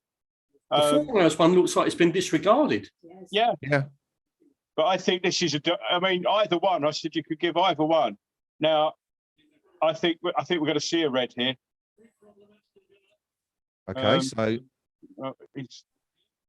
we really don't know what's going on here. I mean, it looks like the forearm smash has been almost forgiven, which is bizarre. I mean, that's a clear. Yeah, the red card. It's a red card for the foul on. I think it's for the foul on Bowen. So is this a free kick or is it a penalty? I think it was just outside the box. Yeah, I thought, well, Konza's off anyway. And the only thing the referee, excuse me, the only thing the referee, it's outside. It ends up inside, but it's outside. The only thing the referee looked at was that foul on Bowen. The VAR guy decided that the forearm smash on Fornals was not a red card. Dean Smith's complaining. I'd love to know what he's complaining about because Bowen was clean through on goal. The law states now correct me if I'm wrong, but if that's the purported forearm smash is given as a red card, then that's where the game essentially stops. You know, the referee cannot give a second red, of course. Yeah. So we have to assume that he's disregarded that completely. Yeah. It has been because VAR looked at that. We saw it a dozen times, and they haven't. They've called him over and said, but the second one we think is dog's low, as they saw it in refereeing terms, denying goal scoring opportunities. Let's get onto the game. Free kick just outside the box. Two West Ham players standing where Cresswell's going to shoot. I think Cresswell tries to cut it around the wall, goes straight into the wall. Cresswell gets it back, controls it well. He's taken out there. And, Cresswell looked like he was fouled there, but as I say, I mean, who was it? Who was it clotheslined for now? I can't remember now. I'm not sure. I thought it was Konza originally, but of course it was Konza who made the foul. Anyone, chaps? Pass. No, I'm still in their lineup because I'm behind you. I'm still a bit confused. Yeah. If guys on the live stream, if anyone saw who it was who executed the perfectly timed forearm smash, do let us know. If you would. Villa anyway are about to make a second substitution. Looks like Tyrone Mings is now being thrown in as Dean Smith looks to make changes. It's Buendia coming off. It's been a miserable game for him, I guess, all in all. And Rio Tyrone Mings is on the pitch at last. Yeah, it was Courtney House with the forearm smash. Yeah, House, thank you. hopefully he'll give one to Tyrone Mings later, because I really can't stand that man. Any particular reason, or just an irrational hatred of the player? He wanders around the pitch. You can tell he's been coached by both Dean Smith and John Terry. He wanders around the pitch with the absolute hump. He's never happy. He's niggly, dirty. He's just got one of them faces. He's like a Troy Deeney. He's the new Troy Deeney for me. He's just got that kind of face you want to slap around, you know. Talking about absolute hump. Buendia had a face like thunder walking around the pitch, and didn't even go back to the bench. He hopped over the barrier and went straight down the tunnel. He's not a happy man at being sacrificed, let's put it that way. Anyway, all well. Yeah, Villa have a throw in, level our penalty area, so Cash will send it long, launch it in. It's a very long one. Bobbles about a bit, and eventually Fornell stabs it away. But it's now back with Martinez, and I'm saying the Villa goal, halfway outside his goal. But we'll come away with it now. Now, this is where we need to settle, and we've got the extra man, and there's ways of playing this, and we're doing it now. We're spreading it from sort of side to side, and that'll stretch Villa. Villa have got an unusual problem now. So as Fornell's wins the ball back, plays it inside. Rice is there, inside to Souček. Souček tee himself up. Nice. Oh, made the room for a shot. It's blocked, and that's going to go out for a corner. Villa got themselves a major problem now, because obviously they need to attack, but with one short, that they leave themselves in even more danger of leave themselves at back. Now, Fornell's on the left is taking this corner, not Cresswell, which is unusual. So, corner comes across, played in, and Mings heads it out 6-yard box. Ben Rama doesn't get the ball, but it's safely in West Ham hands or feet, and we'll build again. So, nice ball down the line, inside to Souček. Souček now looking up. Souček's he's got a bit of a taste for goal. He's had a shot there for about 30 yards that sailed over the top. But having sort of nicely made some room for himself a few minutes ago there, he's obviously got a taste for it. The shot whistling over the bar, not a million miles over, but not going to concern Martinez in between the Villa sticks. But big problems, Nick, now for Villa. 2-1 down at home, down to 10 men, against a team that are known for being incredibly proficient on the counter-attack. 9 men now. Manager, Mings is on, as somebody put on the forum, which made me chuckle. They've got their work cut out, but we have seen that sometimes, I mean, they may feel that I think the foul on Bowen sending off, I actually think that was a little bit harsh. We'd probably be getting the right ump if that was against us. What should have happened is the bloke that fouled Fornell had been sent off. Yeah. But obviously from what Noam said, if they pulled the passenger plate back to there, that's where it would have ended, and the Bowen red card wouldn't have been given anyway because the play had stopped. So they're quite right. They could quite rightly feel aggrieved on the Bowen one. It depends on what Villa now wants to turn up, whether it's the Villa that feel hard done by, or whether it's the Villa whose heads are going to drop and feel sorry for themselves. If it's the latter, then I could see us hitting 4 goals without any shadow of a doubt. Hello, hello. Yeah, this is dangerous. Villa on the right-hand side. It's a free header. It's off the bar. Oh! West Ham lucky on that. West Ham or lucky. It could be the Villa, as I said, it could be the Villa who's now got their tails up because they feel like they've been been harshly treated. And it's just been seen there. They've just hit the bar. I've not seen it. I'm nowhere near it yet. But that's come from a Cash long throw, which Ben Rama does well to stop Watkins out on the right there. We never really cleared the long throw. It's McGinn putting the ball back in, isn't it? Touch on that. That's a great save. Great save. Yeah. Watkins' header, was it, Noam? I think so. Yeah. Just the faintest of touch, but Villa have got another throw now, and I think given the fact they're down to 10, this is going to be their major source of attacking prowess, I think. So launched into the penalty spot against Souček's on the end of that and clears it, does well, better this time. And still with Villa mind, and Bailey's trying to find an angle, but Bowen's hassling, harrying, but yeah, West Ham have got to be a little bit careful here. We're sort of under the cosh right now, and I think Nick's called it absolutely right. I think Villa looked just a bit upset that they've been reduced to 10 men, and you can see that in the play. But West Ham, Rio, very very lucky there. I mean, the and to his absolute credit, Fabianski was took a little bit of criticism for the Villa goal in the first half, but he's absolutely redeemed himself there with that save. Yeah, it was a fantastic save. Again, we kind of switched off. The Villa crowd have reacted well to going down to 10 men, getting right behind their side, and the players have reacted well as well. And when you go down to 10, teams either react one way or the other. They either kind of collapse or they put up such a fight that they end up causing a lot of problems. And sadly for us, Villa have decided to fight, and they're causing us a few issues here. We really need to kind of take the sting out of this for the next 5 or 6 minutes. Just try and calm them down. Use the extra mental advantage, make them a bit tired, wear them out.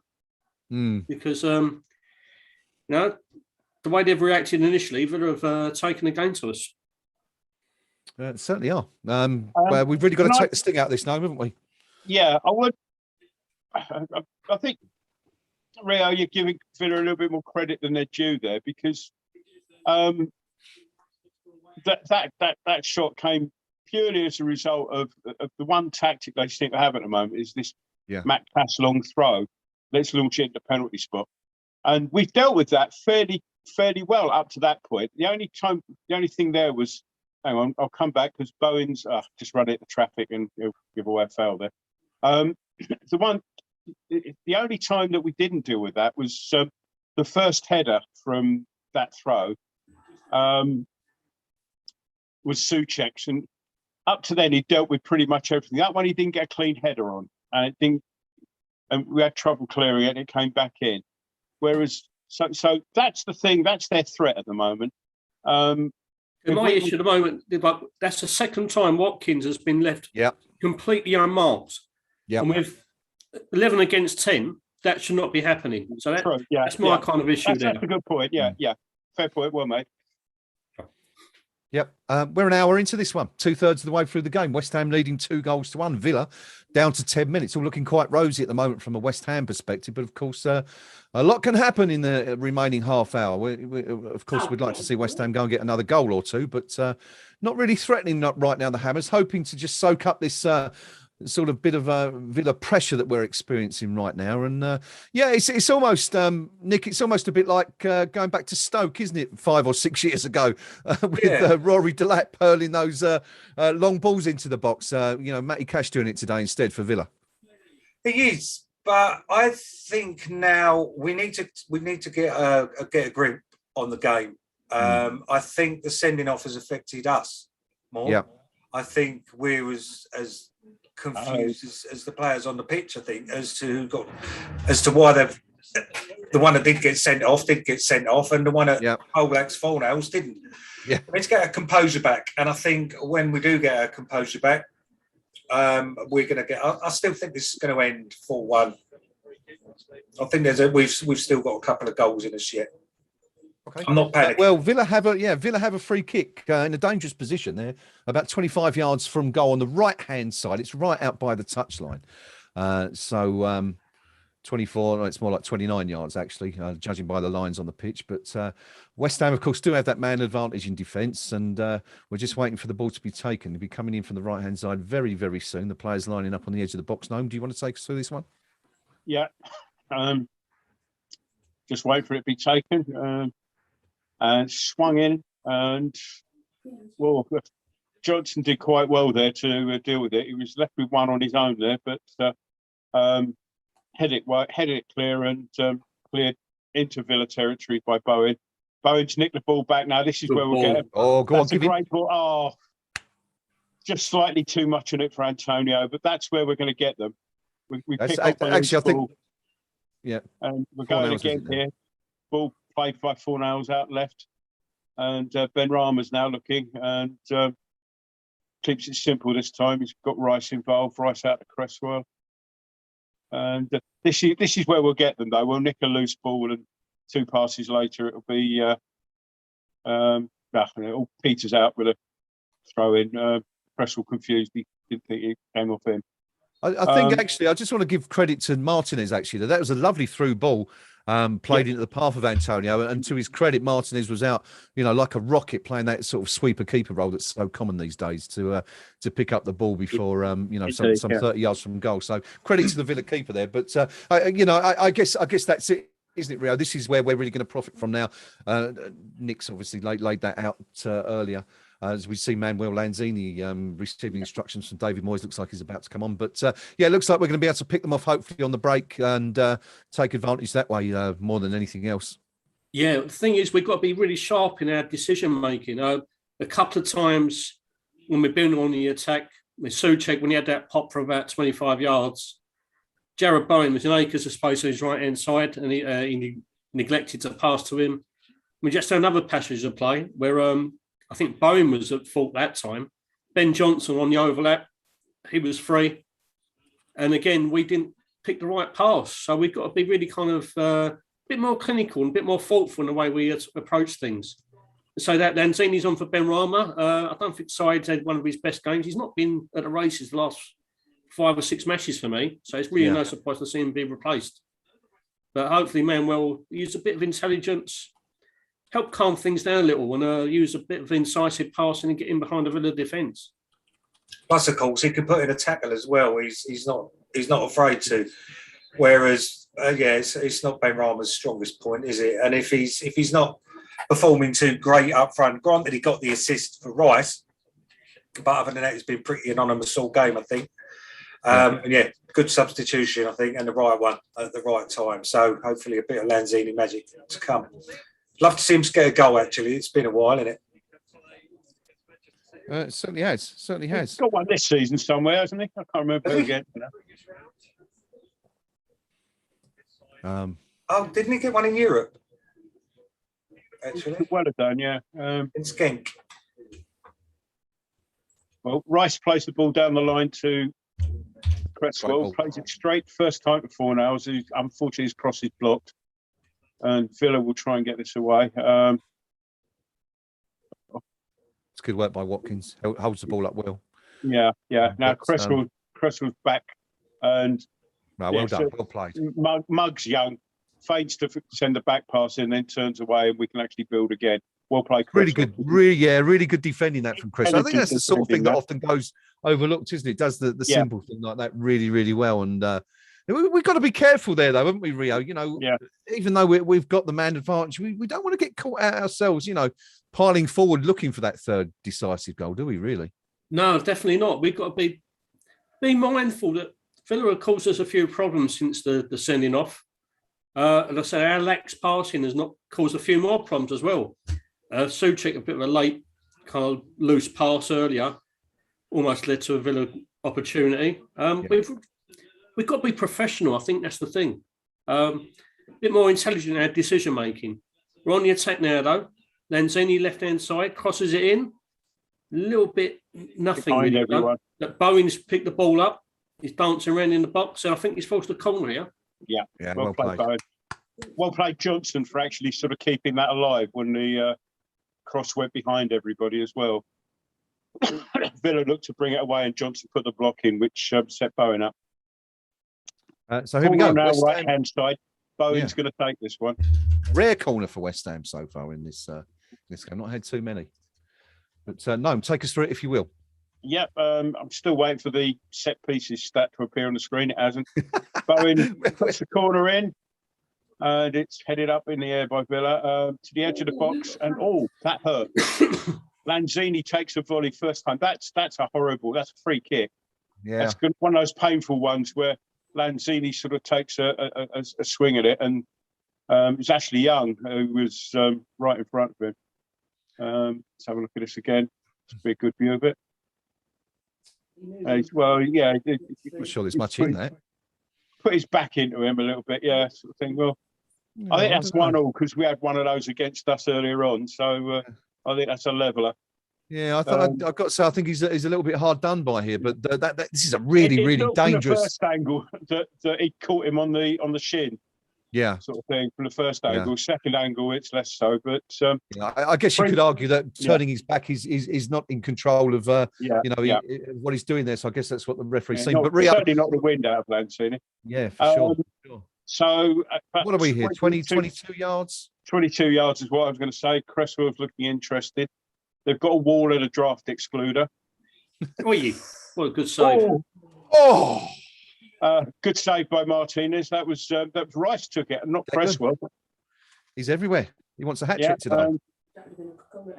That's a great free kick. That's a great save. That's going in. Antonio did very well to get out of the way of that. Yeah, would have stung if it had hit him, I think. Yeah, but anyway, corner to West Ham. And Bowen plays it again, edge of the 6-yard box, and ball comes out to Fornals this time, who gets a shot in. That's deflected over for another corner. So start again. The Lanzini goal this season was the winner against Man United in the Carabao Cup. That was it. Yeah, I knew it. Yeah. Thanks, Nick. I've just seen the free kick. Cracking shot. Yeah, it was perfect. Jared Bowen, anyway, with a corner for West Ham. Another corner. West Ham really need to make this pressure count, don't they? Anyway, it's coming in. It's far too long. Too deep. And it's going all the way out. I think it's still in play. Hit the corner flag and still in play. Villa actually managed to get it out. And really, unfortunate. Yeah. Cash went to play it away and went down, and referees judged that to be a foul.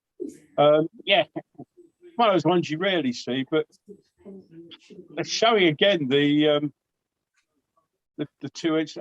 I'm sorry, Nick, but Bowen's got a clear thing on goal. I can't see how Hauser stayed on the pitch with the referee and VAR. They're just showing it again. But Villa can't complain of being down to 10 men. Let's put it that way. Yeah. It's whichever one has should have gone. I mean, you could debate, but left. Now Souček storming forward, plays it out left. We've got Fornals play. Sorry, that's played at ball to Bowen. Bowen squares it, comes back and has a shot, but it's straight at Martinez. Need to start scoring one or two of these, lads. Yeah, it's getting like that, isn't it? We're having so many chances; they're beginning to pile up a little bit. West Ham really been in control the last 5-6 minutes or so. But Noam's right, isn't he, Rio? One of these has got to go in soon, otherwise it could be a squeaky last few minutes. Yeah, it just takes one lax pass and Villa are in this game again. We've got to kind of exert this pressure, make it count. I'm really surprised that Antonio has been really. He's not been at the races today, has he? He's not really featured at all. No, not at all.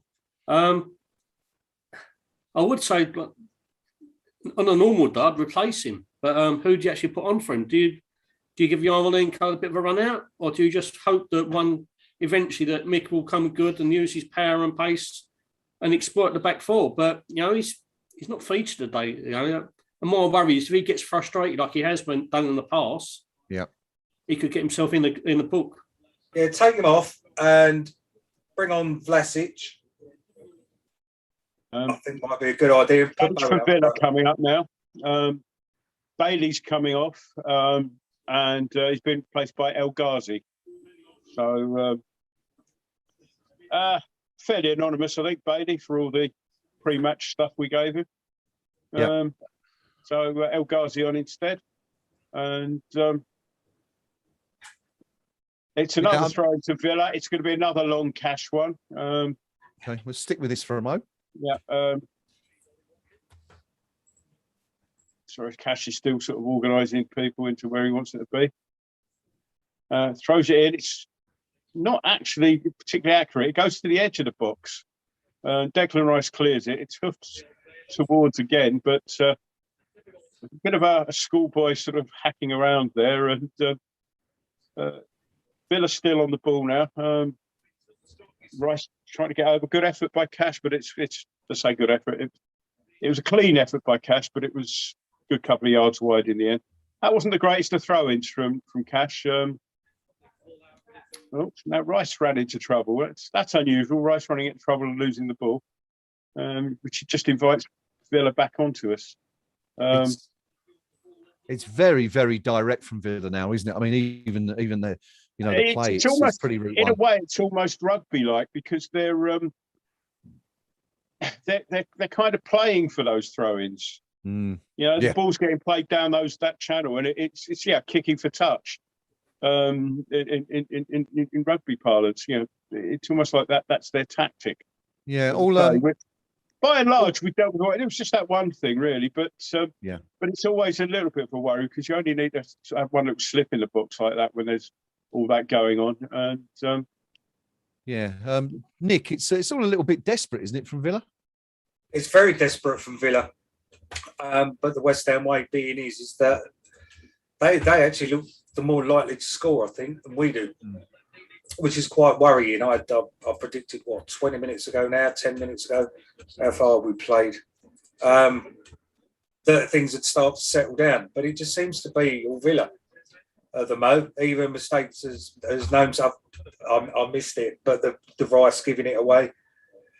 We need to settle down a bit and take the game by the scruff of the neck because No, I thought we'd scored again, Gnome, as you'd piped up. No. Souček was just barged off the ball and nothing given. And now Bowen's just been kicked. Come on, referee. Are you feeling sorry for them? No. It does feel like they've still got 11 men on the pitch, doesn't it? At times it looks like they've got 12 at the moment. I mean, we certainly don't seem to be playing like the team, with a man advantage. We've just seen a very sloppy pass from Villa, putting the ball directly into touch, and West Ham able to just slow it down a little bit now and take a little bit of pressure off of the game. Thomas Souček is complaining. He's on the deck, which is most unlike Souček. Very, very unhappy about something. Complaining just vociferously. Off the ball in the back, I mean, it was just astonishing. Yeah. Again, if you're not going to give anything for somebody having the shirt pulled off their back, I suppose, Well, David Moyes is just having a word with Michail Antonio, giving him some instructions while there's a little bit of pause in play. Obviously trying to get a little bit more out of our main man who's been pretty anonymous. Yeah, basically that's all you need to tell him. Stick the ball in the net.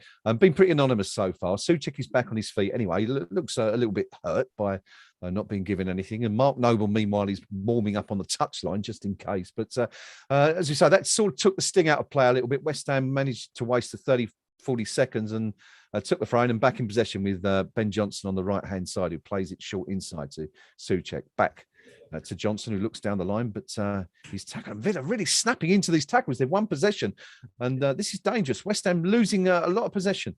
The ball played out on the left-hand side. Ben Johnson holding his man up. The ball played into the box. No, it isn't. It's deflected, but Villa once again have the ball, driving forward.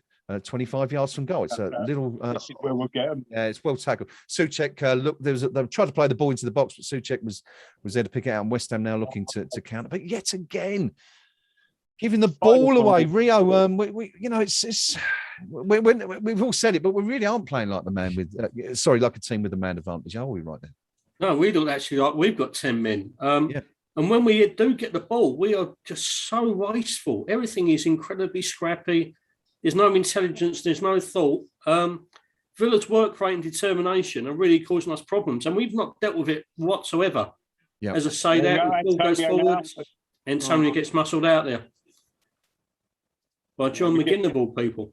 McGinn did well there, though. He got himself between Antonio and the ball, but we've won it back. Declan wins it back, and we can start to build again. I have to say, the final ball, we've got in a couple of potentially good little breaks there, and we've Antonio's made one run, and there again we try to overplay it and we nearly lose it again. And there we do. That's very sloppy. Ball's played long down at the channel.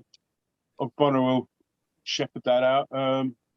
And yeah, the attempted block fails, and West Ham can now actually break. That's asking far too much of Johnson. Sorry, there's two players gone in there. I think that's. Oh, God, they're eating him. They got body, bro. Well, it's all going off here. Yeah, and two players went in, slid in there. Horrible looking collision, and everybody's gone sort of. So there's two players down, one from each side. The referee is going to take a close look at this one. Villa, I think that was a little bit unnecessary. They're kind of trying to intimate up the numbers, don't they? Yeah, that's it. They're trying to intimate that it was a red card, and the referee's having a word with the team in VAR. Declan Rice protesting West Ham's innocence. The card is out anyway. I think someone's going to get a book. Been given a yellow. Yeah. And now Bowen's been given a yellow for presumably getting involved in a scuffle. Let's have a look. Cool. It's painful. That's just the. I don't think that's a red. I'll be honest. Despite the 5 rolling around, and it's just one of those ones where two players got in, slid in, and. Yeah, Bowen, of course, booked as well. I mean, to be fair, I thought he came steaming in, didn't he? I don't know if you've seen that yet, Nick, but poor John McGinn was sent sprawling to the ground. It was a nice touch from Bowen. Got yellow for his part in the affair. McGinn's also got him, but probably the best thing Bowen's done today. That. Yeah, although he made a meal of it, didn't he? Yeah. Let's have a look at it. I've got the replays coming up now. Yeah, that was 50-50. Yeah. Could have happened to anyone. Who's going? Oh, it was actually it was Lanzini that sent McGinn flying. Was it? I thought it was Bowen. It looked like Lanzini. Let's see it again. Oh, I can't. I assume it was Bowen because it was Bowen that was booked, but yeah, it looked there was something else. From the initial. It looked it, but again on the replay, it looked like Lanzini's got between Bowen and McGinn, and he shoved them instead. Unless it was just a trick of the eye, and it was Bowen's arms around Lanzini. Referee. Oh, no, that's a dreadful challenge. But Bowen's clear through here. He's only got the goalkeeper to beat, I think. Oh, it's going to go in there. Another goal when I was talking. Yes. Fornals, we salute you. That should start off with a red anyway. But advantage played. I mean, Antonio's won the ball in the air. He's been. If that was rugby, it'd be a red anyway, and that's how bad the challenge on him was. But it sent Bowen clear. Bowen got the shot in. Let's have this now. It's he's been. Antonio's hauled down by his neck. Referee spots it. Does play the advantage. Bowen gets a good shot in. Martinez saves well, but Fornals is there with a rebound. So there we go, 3-1 with 10 minutes to go. That should alleviate one or two nerves, I think. Good finish. Ours more than anyone's. Quite a tight angle that was getting there. I've got to say, I feel a little bit sorry for Martinez there because he's made 2 or 3 really, really good saves for Villa today. And I suppose you could perhaps argue as a goalkeeper, you've got to push those wide, but he did really. It's a good finish from Fornals. But game in the bag, Rio. Is that it now? 3 points tied up? You would have hoped so. We just need to keep some calm heads now. The last 10, 15 minutes has been like an absolute war zone. Like we can't keep possession. They can't keep possession. There should have been cards flying around galore. It's been like, it's not been a great effort for the Premier League, is it, in terms of technical ability and skill? It's just been an absolute bloodbath. Yeah, it's been a bit like that. Nick, you were going to come in there? Yeah, I'd be interested to see if the ref's going to take a look at the challenge on Antonio. He didn't. We're playing on. No. I mean, he did spot it because he did the advantage signal. But I thought that if you can play an advantage and then go back once the passage the play's ended. He's not thought that worthy of any further punishment. go figure. He's had an absolute mare today, I think, to be honest. Who is the ref? Kavanagh. He was the one who Kavanagh. sent Balbuena off last season Yes. for kicking the ball, and eventually it got overturned, as it Well usually done, Ben does when it's our players. It always seems to be. Johnson's just made a really good tackle to win the ball back. Bowen's furious because he feels that he should have been given a throw in there. It's been given to Villa, or has it? Perhaps it And I hasn't. think it's been given. I think it's been given to us. Quick look at the stats as we approach. We're just looking at West Ham's next 6 fixtures. There, we'll come to that after the game. But a quick look at the match stats as we approach the last 7 or 8 minutes. West Ham now edging it in possession, 51 to 49%. 19 shots for West Ham so far to Villa's 9. 8 on target for the Hammers, 3 for Villa. No, that's pretty good, isn't it? Away from home, 10 men or 11 to produce 19 shots at goal. Yeah, sorry, just distracted by the game there for a minute. Yeah, I mean, maybe it's just me, but for once I wasn't quite as concerned. I was a little bit concerned about the throw-ins and that, but we seem really only one of those towards the semi progress. I've said this before, so and we're now beginning to sort of like, it's being knocked across the park, and we're keeping hold of it a lot better. I think that third goal will have settled every nerve. Antonio now turns. He's Come on. Give him. Lanzini. Come on. That's 4. Yes. So there's my prediction. Told you we'd get another 2. Yeah, Jared Bowen, it is. Jared Bowen's put the ball in the net. It's lovely football. Actually, I mean, we were just saying what we've been saying throughout the match. Yeah. Mikhail Antonio not being really involved to a great degree. Looked up, could have had a go there from the edge of the box, but did the right thing. I think Noman played the ball out to the left. Yeah. Is it Fornals he plays it out to here, and Fornals bursts into the box? Just, I mean, it's a great ball. Just pulls it back for Bowen, and Bowen's got an easy touch to make it 4-1. Yeah, well played, Antonio. There's a lovely turn, and not always been his forte in the past, but he's made the right decision. There you see the extra man. You had 3 Villa players all sucked in towards Antonio, which left Lanzini completely unmarked, and Lanzini played it across. Bowen had kept on side. He was behind the ball, and that's game over now. And Tyrone Mings looks gutted, and what's the word I'm looking for? Good. That little touch though from Lanzini for the assist. That deserves a little mention there. That was Lanzini of old. That was. I do like that little jewel. Got to say it, chaps. He's done it again, hasn't he, Mikhail Antonio? That's 2 assists in the last 5 minutes now. Yeah. Well, I mean, the first one wasn't technically an assist, I suppose, because Bowen's shot was saved, and Fornals it was who put it in the net. But he's been instrumental anyway in those last 2 goals, Rio. And there it is. Cometh the last 10 minutes, cometh the man, as they don't say. Yeah, and there was me saying we should replace him at one stage. What do I know? It's always a thing, though, isn't it? When you've got 10 men, you're going to run out of steam sooner or later. Yeah. I think it was shocking defending by the Villa. I think it was it Konza? He kind of stepped up, and Mikel, I don't think he rolled him. I just think he stepped up and Mikel just turned nicely. Awful defending. Let the ball run across his body, didn't he? Yeah, but what a great build-up to eventually nick the goal.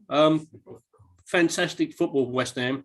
Lanzini did incredibly well, as did Bowen. You know, I can't fault us to that. Well, I can't fault the last 5 minutes. The rest of it's been pretty shocking. But we've only got get another 5, and we're 3rd. Yes, we're on the way. Well, we're looking to get another one now. Mikhail Antonio's gone down to the deck. Bowen's got the ball inside the box. He's got 5 players around him and can't find a way through. But Ben Johnson's won the ball back. Antonio is going to win a foul there. It's another free kick to West Ham, 23 yards from goal. Nakamba, the guilty party there. And Antonio is turning into something of a last 10-minute specialist, Noam, isn't he? He's everywhere right now. Maybe it was those few words. We saw Moyes have a word with him, didn't we? I think he wants his goal. Yes, yeah. So, which would be nice. So, anyway, we're looking. We've got the free kick, which is, I'm guessing, about 25 yards out. The camera pulls back. We'll give you a better estimate of that. Yeah. Lanzini and Cresswell are both looking into it, and I think it's going to be Lanzini because Cresswell's patted him on the back and walked away. So we're talking about 25 yards out. Lanzini's going to take this. Here we go. Steps up, curls it in. Curls maybe a yard wide of the left-hand post. So goal kick. Last 4-goal haul away from home. Would I be right in thinking it was Norwich City? No, Newcastle. Of course it was, a few weeks ago. Yeah. First away game of the season. Of course it was. What about 5? Worse than you thought. Yeah. Well, what about 5 goals? I can remember going to Derby a few years ago and putting 5 past them. But have we done that since? I can't remember. That was a great day. That was. I found a pub that had a spectacularly good ale in there that I was going down very well. And I actually said before we went there, I said, I'm enjoying today. Now I've got to go and watch West Ham ruin it all. And then we won 5-0. We had Solano in the team, didn't we? I remember him doing well in that game. Great. We need another goal to be +10 on the goal difference. So we've got to wheel this one in. Yeah. We ever had +10 after 10 games? I'm not sure we've ever had +10, have we? Yeah. Well, the Hammers are doing their best to get a 5th now. We're in complete control. And Villa are pretty much shell-shocked now. And I think they're just dying to hear the final whistle, sitting back and really I think it's damage limitation now, isn't it, Rio, for Villa? Absolutely. They look absolutely shell-shocked now. We're just passing the ball around nicely. I actually think there's another goal coming. Villa lost all kind of like shape, all discipline. There's a minute to go. Plus, I think you're going to have about 4 or 5 minutes added time because a couple of nasty challenges, a few substitutions. Yeah, I think there's another one coming. Yeah, Villa all over the place right now. It's West Ham in complete control, leading 4 goals to 1. We can all relax. Even West Ham at their worst, I'm sure, wouldn't throw this away at this stage, but certainly unlikely to do it now. But Nick, happy with what you've seen this afternoon? Generally, it feels a bit, as we're winning 4-1, it feels a bit wrong to say no. But I'm going to say no because we've been sloppy. Yeah, we've misplaced passes, and when they went down to 10, they could very well have given us a hell of a fright. Yeah. So very well now on the 80th or 90th minute, as it probably is on your stream, with the score as 4-1, but it has not been the best performance. And the 4-1 is going to mask a bit that we have been sloppy. We were given that there was a period twice in the game, first and second half, where we've been giving the ball away like giving sweets to trick-or-treaters tonight. So, yeah, but it feels wrong to say it because we're 4-1 up. But it's not been a great performance. But we're winning 4-1. So, meh. You know. I think that makes a lot of sense, actually.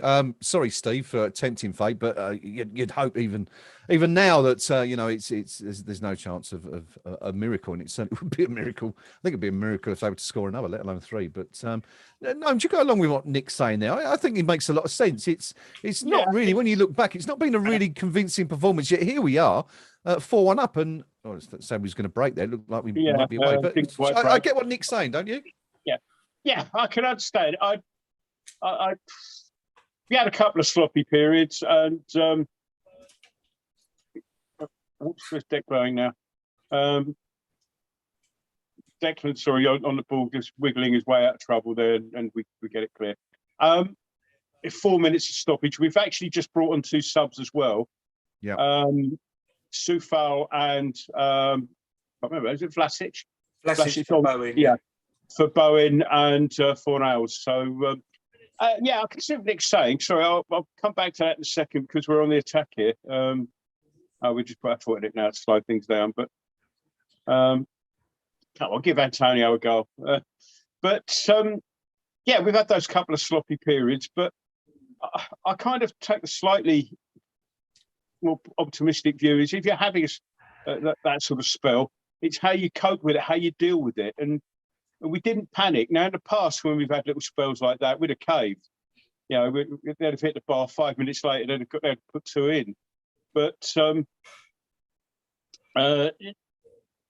we sort of we don't cave in anymore. At least so far this season we haven't. And yeah, we it was kind of, if somebody out there said it, Declan or whoever, come on lads, look, that's been a bit sloppy. We know what we need to do here. If that was said, then well done, sort of thing. But I mean, it's damage limitations. You say for Villa, everybody behind the ball, they don't want to let in 5. Yeah, well, we've got four added minutes are being played anyway. I'm not sure if we pointed that out, but we're 2.5 minutes into those now, so not too long left to go. Polaroid on the live chat says, "Are you Tottenham in disguise?" He's ringing out away from the away end this afternoon. I'm sure they're having a fantastic time yet again. Those wonderful band of travelling Hammers fans up at Villa Park this afternoon. What a terrible journey they had as well. Horrible conditions on the road earlier today. Absolutely belting it down all morning on the way to the West Midlands, to the Midlands, and we're in the final minute anyway. West Ham are pressing again. Can we get one more just to cap? I can't say it's been a wonderful performance because it hasn't. But the ball's on the left hand side. Cresswell's going to cross it in. He's gone deep, but it's straight into the hands of Martinez. It's a poor cross, and I would expect that that would just about be it. We'll come to everyone's final reaction very soon.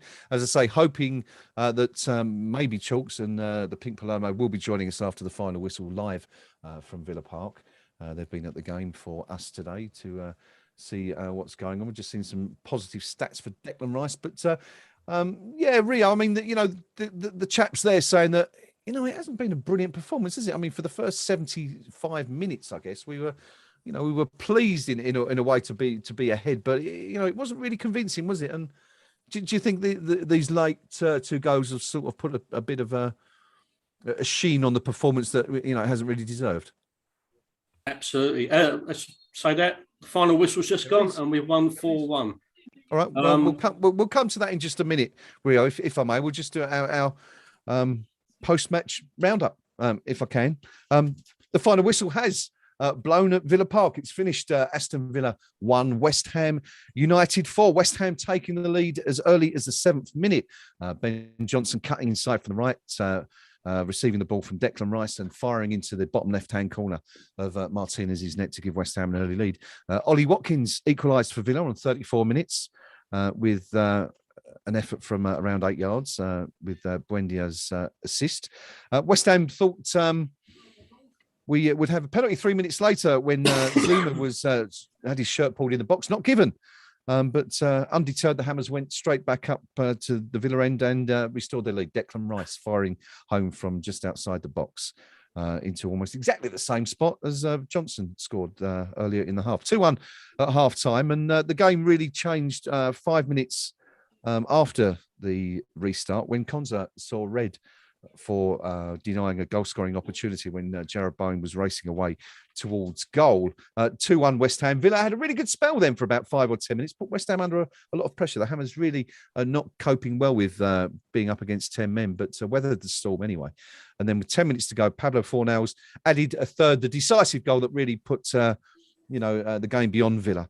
It was Michail Antonio who was taken out, flicking on the ball on the halfway line. Bowen dashing away towards goal. Great save, actually, from Martinez, but Fornals was able to follow up and put the ball into an empty net. 4 minutes later, West Ham adding a fourth. Jarrod Bowen it was this time. Antonio once again involved, pulled the ball out to Lanzini, cleverly pulled the ball back for Bowen, who had an open goal to roll the ball into to give West Ham a very, very convincing 4-1 win.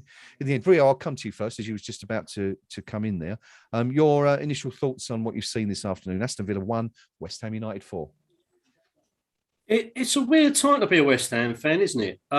We've just won 4-1. We've apparently reined in about 20-odd chances away from home. Yeah, I'm not really happy with that performance. I'm absolutely delighted with the result, but the performance left a lot to be desired. We made heavy weather of it. We made 10 men of Villa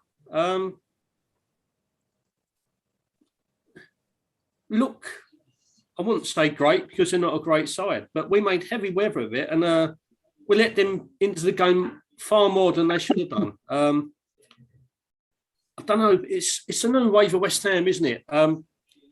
It's really weird to go away from home, win 4-1 and feel a little bit disappointed. We've set such a high benchmark nowadays. that performance left a lot to be desired for me. And I'm sure Mr. Moyes and his coaching staff will make the team watch a little bit of the highlights back, analyse the game and say, there's a lot of room for improvement. He said in his pre-match presser that we're not firing on all cylinders, and we certainly weren't today. I feel almost dirty for saying it, but I feel like a new wave modern football fan. We've won 4-1, and yet I'm not happy. So, okay. Perhaps I was just slapping around the face until me I wake up. I get you, man. That's exactly how I feel about it. It's like we just won 4-1, and we were pretty shit we were pretty awful for the most part. It's just like mind-boggling, absolutely mind-boggling. Yeah, it's a strange one, isn't it, Nick? We you look at the result, we smashed them off the park 4-1, but wasn't that sort of game at all, was it really? No, it weren't, and that's, I suppose, in a way, it could be what's actually quite frightening, because we will play extremely well, and we are someone who's going to get an absolute hiding off us this season. Yeah. And I mean a proper hiding, like 5, 6, 7-0, I think. Wow. What a time to be an Emma. I'm just totally perplexed by that game. It's a bit like, when we've had it many times in the past, where we played teams off the park and we've ended up losing 1-0. Yep. It's a similar sort of bewilderment to that, but the other way around. Yeah, it's like in reverse. Yeah. Okay. No, Aston Villa 1, West Ham United 4. The chaps have said it there, haven't they? It didn't feel like a 4-1, did it? Well, until the final 5 minutes, of course, when it obviously. I'm going to buck the trend a little bit here, because I take the point that we played better this season. We weren't at our best. That's fine, but think back, and did we really? Did Villa really test us? Once the Fabianski save onto the bar, fine. Yeah, but after that, I'm struggling to remember him touching the ball, and it was, you could say that for spells, 10-15 minutes after the sending off, we were foot off the pedal.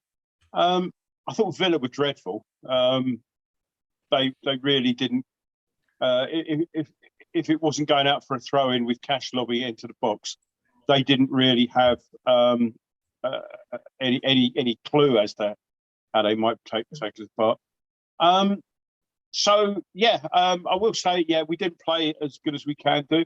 Yeah. But I think particularly Rio sort of made it sound like we were a bit under the cosh to Villa, which we really weren't. I thought Villa were one of the dirtiest sides I've seen in a long while, and I thought we coped and we kept our heads well with that. Apart from that thing where Fornals went in and there was a lot of handbags. A lot of that was a result of I'm not sure who the number 19 was, who was the other end of that challenge, but there was obvious Villa were trying to get Fornals sent off, and I don't know what the record for the number of rolling overs is, but he was certainly out having a go at it, wasn't it? Yeah. So, it was. Yeah, we didn't play as great as we can. We didn't have to though.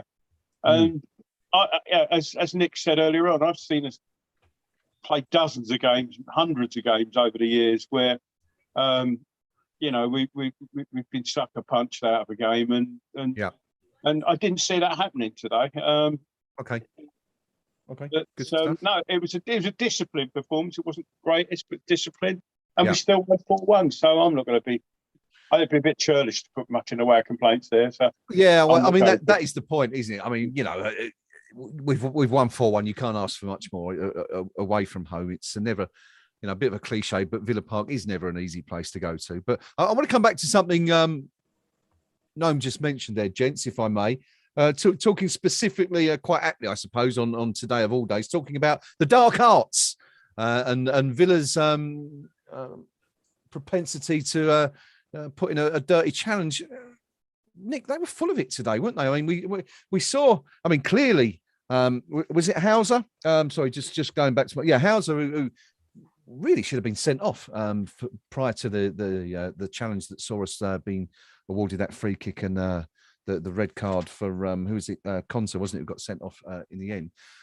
Antonio was taken out in the lead up to the third goal. We saw a lot of niggly challenges from Villa. Do you think that's just indication of a team that's sort of feeling the pressure, or what did you make of that? And also, not just that, but talk to me about Villa's tactics today, because I was really surprised at how little they had. No mentioned it once or twice about the long throw, the Delap-esque throw that Matty Cash was, trying to exploit as much as possible. They didn't seem to have an awful lot apart from that, even when they had 11. What did you make of those two things?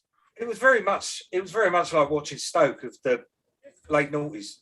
It actually was. It was very, very reminiscent, as you say, Rory Delap. Hauser, I think that is an apt name for him, because it was a bit of shithousery from him. Yes. On Fornals. No, they were filth, and they could very easily have had more than one player sent off. They could have had 3 players sent off. Simple as that. They could have been. Maybe that's what they were trying to do, but the ref just weren't having it, so that the game gets abandoned. But we should have had the penalty on. This is where we've got to go. It's not just them, by the way.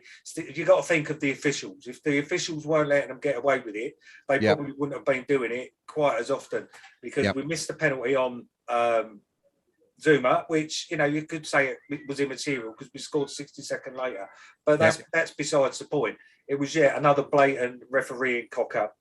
Same as the challenge on Fornals. That was absolutely disgraceful that nothing was done about it. Now, I would have taken the free kick there and him to be sent off.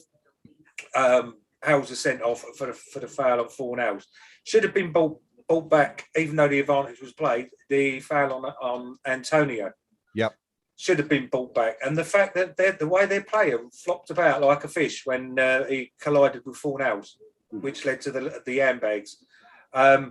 Again, I've just watched the replay of it on Twitter, and it's absolutely shocking. And these are professional footballers who get paid hundreds of thousands of pounds a month, a week, whatever. Yeah. And it was disgraceful, the rolling about that they did. Fornals has got a smack in the jaw, and he's just laid there and then got up and ended up scoring a goal.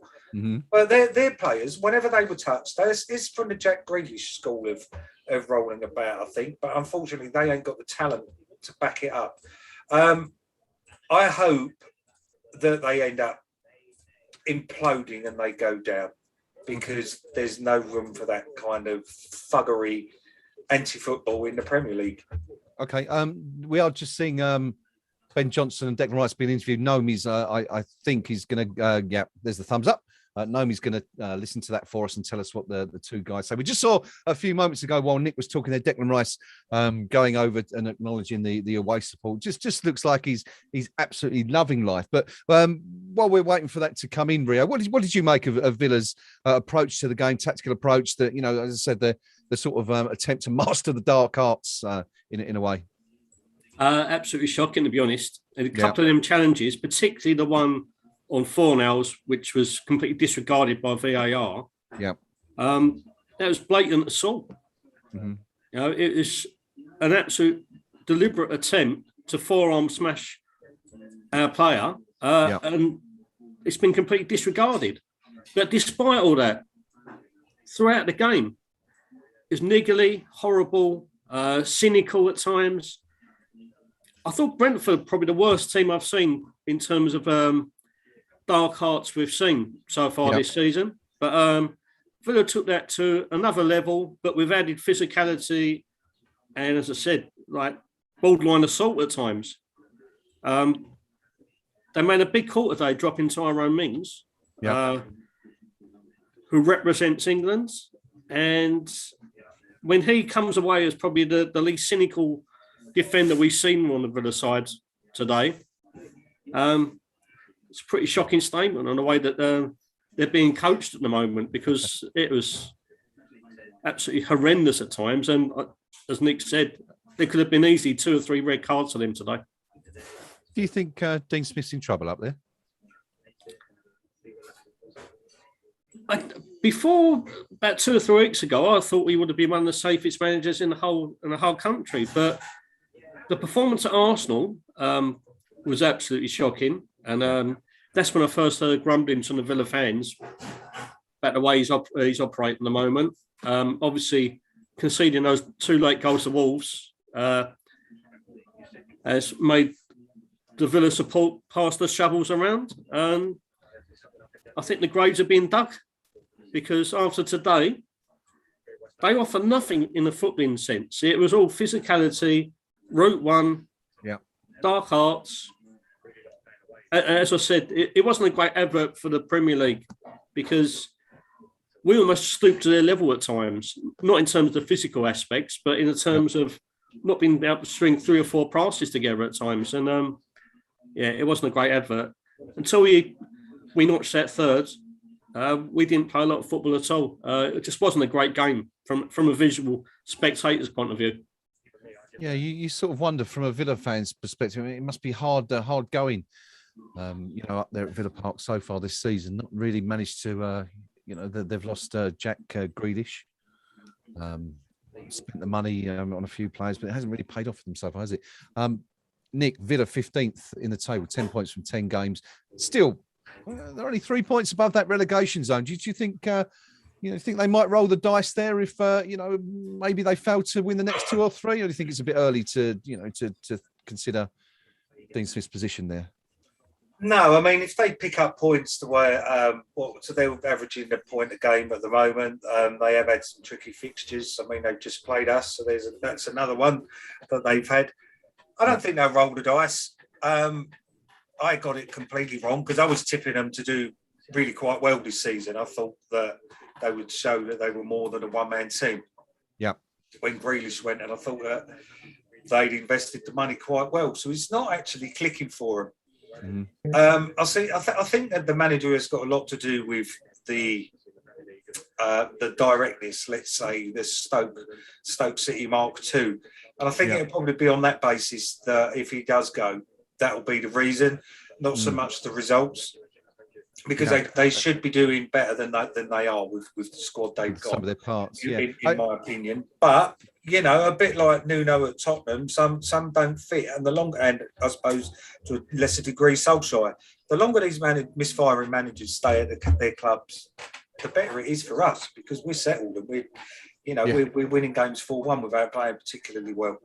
So roll on. Who we got next? We've got Vienna next, is it? Or I'm not sure. Is it Thursday? We're off to Belgium, aren't we? Away to Genk. That's it. So just bring on the next game.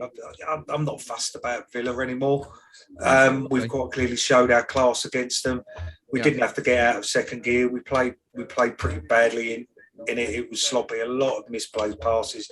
Even Declan made a few today. But in the forums, people have said that's the sign of a good team. We didn't play well, and yet we won out. Somebody also said it was the second worst performance we've had since after Southampton, and I'm inclined to agree. And yet, West Ham 4, Villa 1. It's just mental. Exactly. It's the mark of a good side, isn't it? If you can go out and win that comfortably without performing anywhere near your best, then you must be a good side. So good stuff with that. Well, we'll see what develops with Dean Smith there.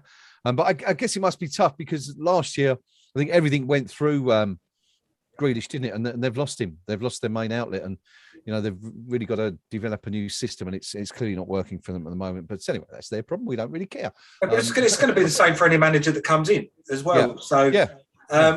If they don't roll the dice, I can't see who they're going to get anyway. It's the same old adage now. It's only the perennial managers, like Steve Bruce, that are out there. The ones that aren't particularly great managers, but always seem to end up in a top job. I suppose the only other one, like Eddie Howe.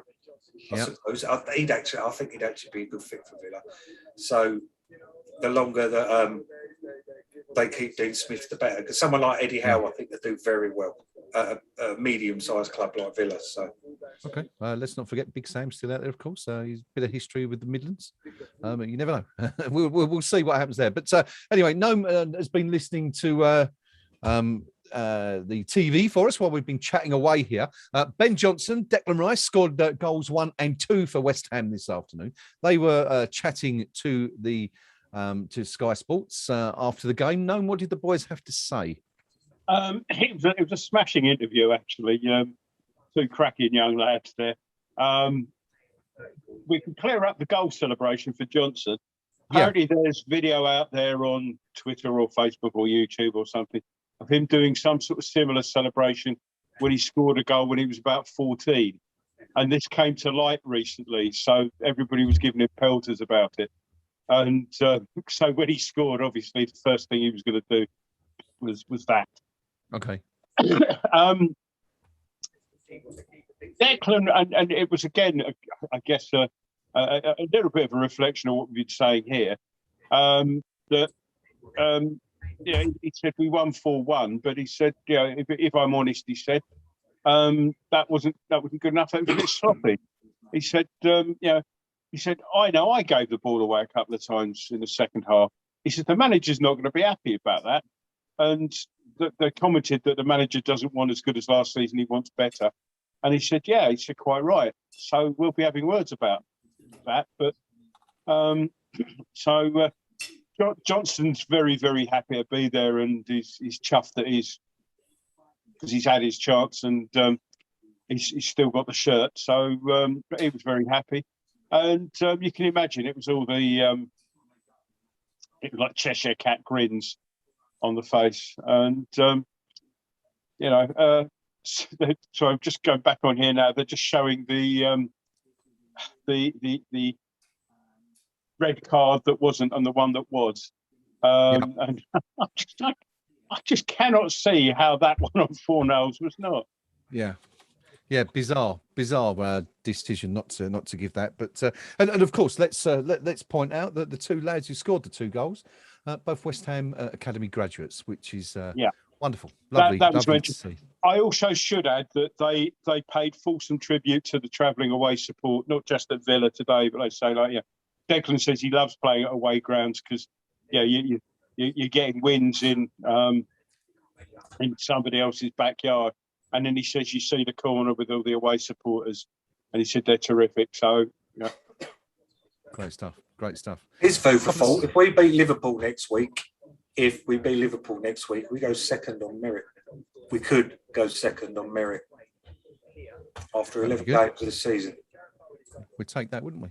Well, we'll come to that in a bit. Actually, we'll look ahead to next week before we wrap up. But just going to come back to today's game briefly. Got a couple of stats and things from social media to read out to you. Did we do the final match stats? I'm not sure we did.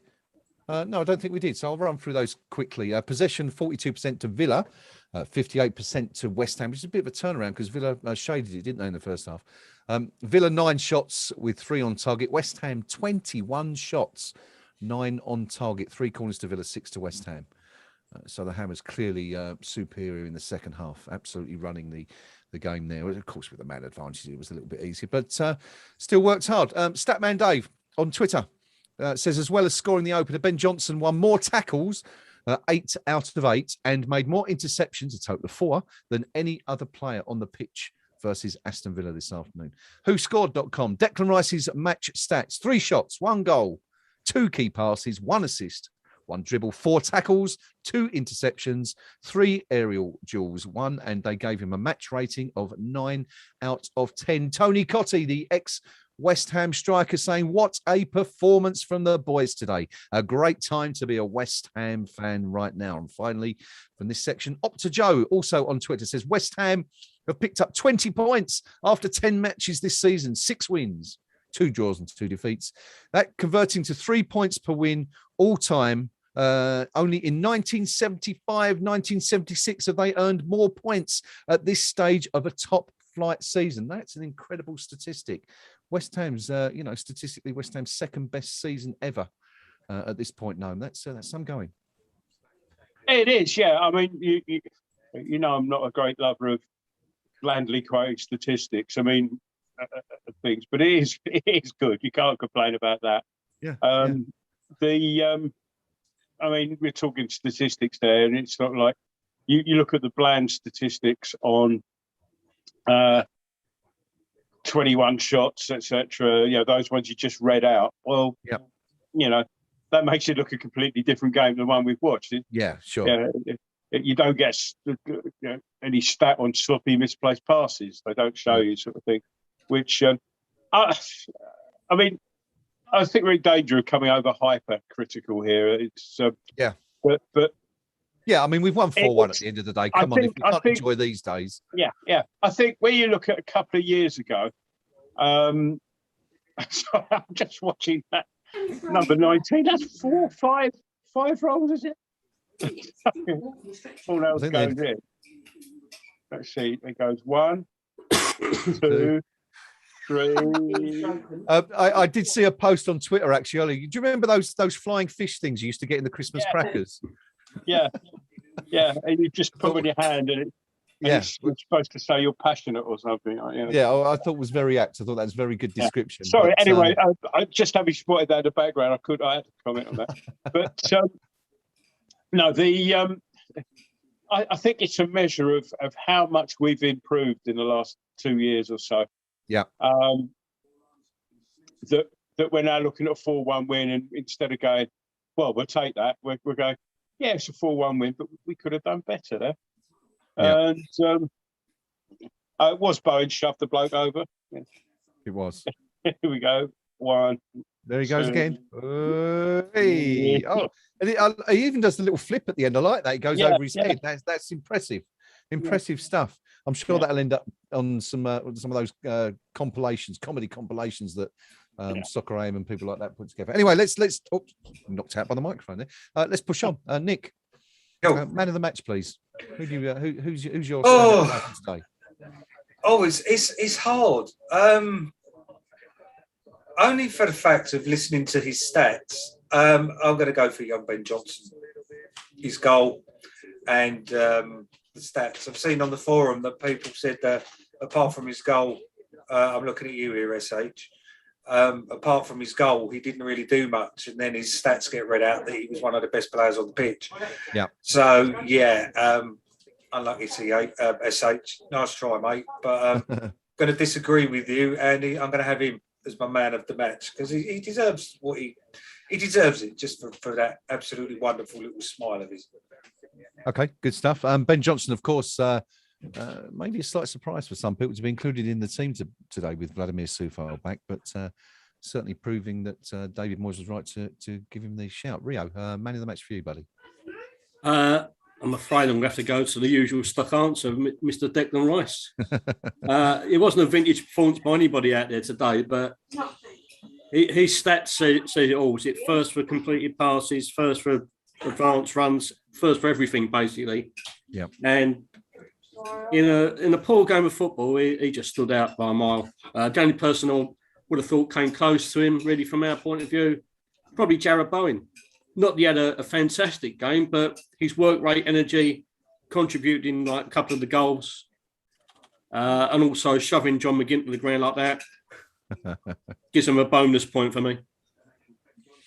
Okay, Declan Rice it is. Noam, what do you reckon, man of the match today? Yeah, I'm going to go for the dull choice, Declan again, because when we were being sloppy, a couple of times you saw him talking to people, and I think he apart from the playing stuff, he's got that captain's role. Come back to me. We've got Mr. Moyes. Okay, good stuff. My man of the match. I don't know. I'm inclined to go with Nick actually. I think on this occasion and go with Ben Johnson. I mean, it was a big ask for him to go out there today, wasn't it? You know, Soufal has been an ever-present in the team since he came, and today I think was the first time that Ben Johnson had been in that side over Soufal on merit. You know, previously the last few weeks he's been there because Soufal's been injured, and I thought he put in a really, really mature performance. Obviously, the goal was fantastic because it set us on our way, coming as it did so early as well. So that was fantastic. And of course, only his second goal in a West Ham shirt for the first team. I thought he was good throughout the game. And I think you're all right. I think it was very hard to pick anyone who really stood out. No one was outstanding, were they, today? Everyone, even like Michail Antonio. I think we all sat here criticising, or not criticising, but being slightly critical of for the first 75 minutes or so. Even had a hand in the last two goals, So everyone, and Fabianski didn't have a lot to do, but when we were 2-1 up, made that save from Watkins, I think it was, wasn't he? Where he tipped it onto the bar. Could have been a completely different game had that gone in. So every single player on the pitch, Ogbonna also did a really good job at the back, making some really good challenges. Souček was busy today. Still can't get his goal, but worked really hard. So they all had good performances. So I think I'd go with Ben Johnson, just shading it. So 2 shouts for young Ben Johnson and 2 for Declan Rice, and 4 shouts out of 4 for academy players. So brilliant stuff, great stuff. While Nomi's listening to, it looks like a very, very happy David Moyes on my screen over here. And so he should be, with West Ham getting the 3 points it takes us. So we haven't pointed this out either. West Ham now level 3rd with Manchester City, 20 points from 10 games in the Premier League. 5 points behind runaway leaders at the moment, Chelsea. Just 2 points behind Liverpool, who, of course, we face next week. And we'll be coming to that very, very shortly. Let's have a quick look at the forums before we come back to the game. Rio's been keeping an eye on Knees Up Mother Brown for us, the KUMB.com forum match thread. Rio, what's the general consensus? Does everyone kind of agree with us that, it wasn't the most effective performance, but for 3 points nonetheless? Yeah, most definitely. Picked out a couple of things which really encapsulate what we've said, and it's the unanimous choice of the whole forum, really. Italian Hammer. Not our greatest performance, but job done in the end, which is perhaps the signs of a good team. Yeah. How the hell, though, it's a full-on elbow to the jaw, not a sending off offence. I'm glad we beat them. I hated the antics they employed trying to get Fornell sent off, and I can't stand their manager bitching about every decision that goes against them. Yeah. MK Hammer, professional performance, but still room for improvement. And Moyes will pick up on what we need to improve. For me, we need to be tighter in the middle of the defence. Oggy and Zuma weren't quite on it today. Also, we gave away possession too easily at times. Still, it's a great result, and you can only play what's in front of you. Funky Chicken, who, might I add, has started, I think, the last 5 or 6 match threads with exemplary 100% record, so keep on going there. After Southampton, that was probably our worst performance of the season in all the competitions we played, yet we won 4-1. That's a sign of a great team. Our decision-making and passing was utterly abysmal at times, really poor. And it was actually frustrating how much we let Villa keep in the game, as I thought they were absolutely awful. They were there for the taking defensively, but what superb goals from Johnson, Rice. I'm really pleased for Johnson. After a pretty quiet performance from Antonio as well, he truly clicked into gear towards the end of the game. And thanks to his sheer determination, we managed to get our 2 killer goals. We're 4th in the league and still unbeaten on the road heading into November. I'll have some of that. Big car phaser. Villa were lucky not to have another 2 sent off. The rugby tackle on Antonio in the build-up to the last goal was a definite red. Yep. They're not even snidey about it. They're absolutely blatant. I thought the forward at back had an absolute mare this week. Some real comedy defending. Watkins could be a really good player for us. It's a great result, but not a great performance. But we're flying high. Yeah, and those kind of thoughts and feelings are just flowing for everybody at the moment. Everyone's appreciative of the result, obviously. But the manner of it, there is room for improvement. We've got to do a little bit better. Okay, excellent. Thank you, Rio, for that roundup from the KUMB.com forum match thread. Do join us over there after the show here has ended. We'll be going on the forum to add our own thoughts, I'm sure, throughout the rest of the... Well, I was going to say rest of the afternoon. The afternoon has indeed finished now. It's well into the evening. But join us over there a bit later if you fancy a bit of West Ham chat. The first place to go, of course, for your West Ham discussion. I'll just give you a few comments from Villa Talk before we push and before Noam brings us news of David Moyes' press conference. Dean Smith getting a lot of flack from Villa fans, not surprisingly after that particular game. Digger Villa saying if this pain of defeat means Smith is gone, then it's well worth it. And Django Zoom's talking already about listing his potential managers' replacements, and he includes John Terry, Frank Lampard in that. So I'm not sure that's going to be particularly good for Villa. I think that they're better off stick with what they've got there. Interestingly, a lot of the Villa, I'm surprised at this. A lot of the Villa fans are complaining about the referee's performance and saying that they felt they were hard done by. Rich P999 says that Watkins could be shot with a sniper rifle in the box by Moyes, and we still wouldn't get a penalty. So it'd be interesting to see what the background to that is. They clearly felt that there was a challenge that they weren't rewarded for, but I'm not sure any of us saw that. Thunderball says, let's be honest, 3 or 4 wins aside, we've been very, very poor since last Christmas. Maybe a change is long overdue. EJ Villa says it doesn't feel like we have a single match winner in the team. We're so average. Whoever controls the transfers is most to blame. If that's Smith, then on his head be it. Hundreds of millions spent and no talisman or game changer. The coaching is also not great, but would any of these players get in West Ham's side today? Beside Martinez, obviously. I'm not sure it's obvious, but there you go. Entitled to their opinion. I don't think so. Rouge, I guess this is a sign of how desperate some Villa fans are, because Rouge Villa says get Steve Bruce back in to stable the ship. I'm not sure that would be welcomed by many. London Lax does kind of not one of those who's going with the referee was awful line, says that Hauser should have walked for the elbow. And there was another comment I wanted to bring you, actually. I'm not sure I can find it right now, but Eleni going, but this is going back to the incident, but Eleni saying how is Konza off? He has sent the wrong player off. And that was in reaction to the game. Dave R talking about that incident towards the end there. So it's not okay for Konza to tug a goddamn shirt, and it's all okay to need Nakamba with studs showing in the balls.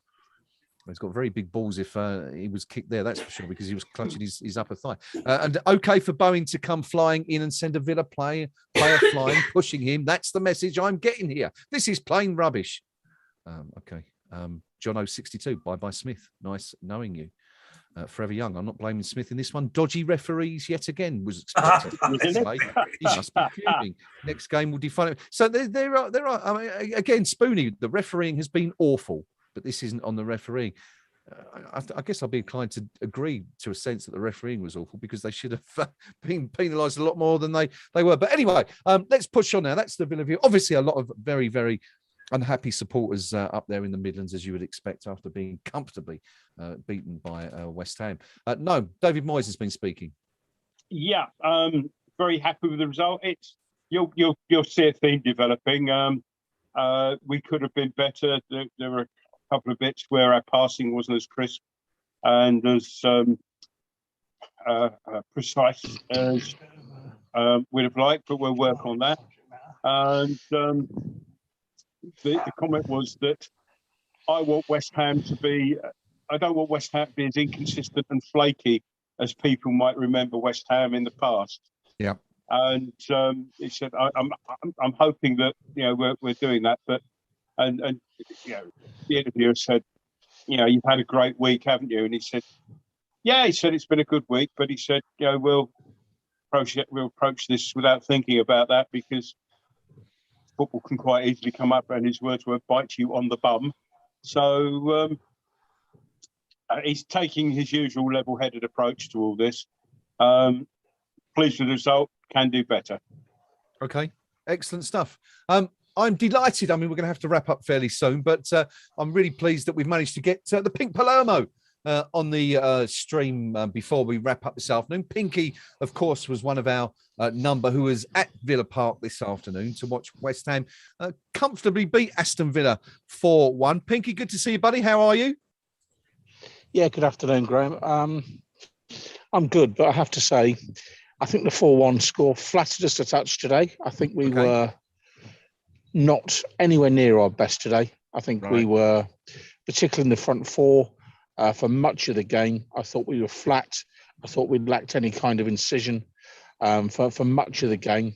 Obviously, when they went down to 10 men and we made a few changes, I think, we overran them in the end. But it was one of those games where you say the result was better than the performance.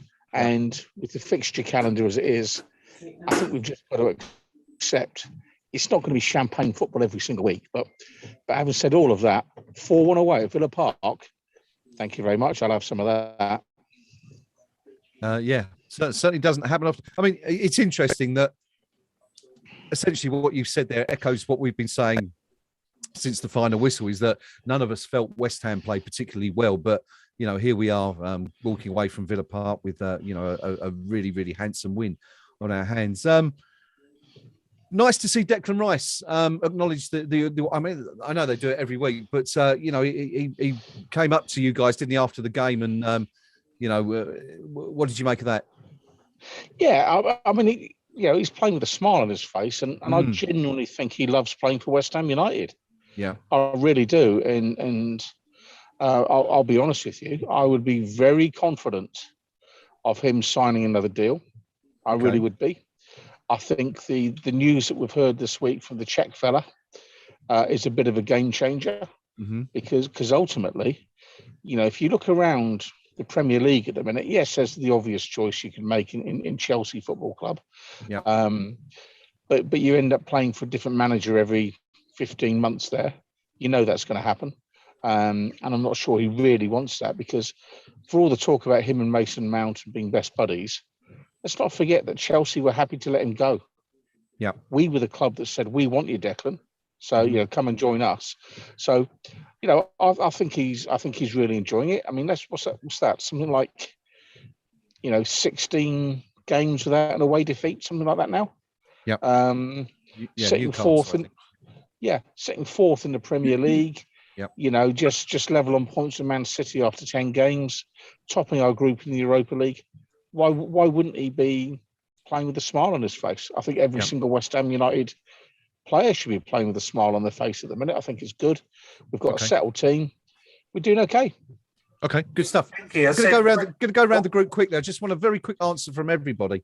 Declan Rice, is he going to be here next year? Nick? Yeah, I said I was just going to bring Pinky in for what he put him up. What he said there is, it pretty much echoes what I said during the game. That I think now we're going to see Rice here for at least another couple of years with the direction that we go in, with the squad cohesion, the atmosphere, the new investment coming in. I certainly didn't feel that at the start of the season. Okay. But I can only echo again what I said earlier and what Pinky said. Why would he want to leave now? We're a club on the up. And that's not being arrogant about it. That's blatant facts. We've got this Czech guy coming in.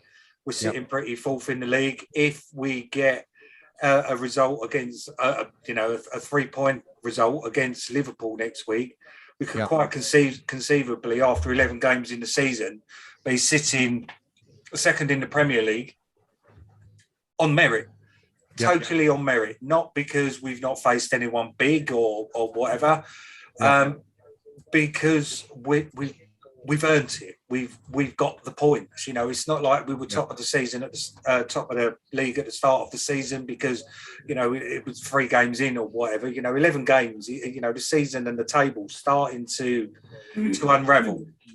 Okay. And why wouldn't a player of Declan Rice's ability want to be part of the direction we're going, especially, again, as Pinky said, that we're the ones that got his career back on track. And in a way, I suppose he's kind of indebted to us for that.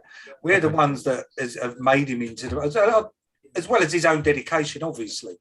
But we're the club that's given him the chance, and we're going in the right direction.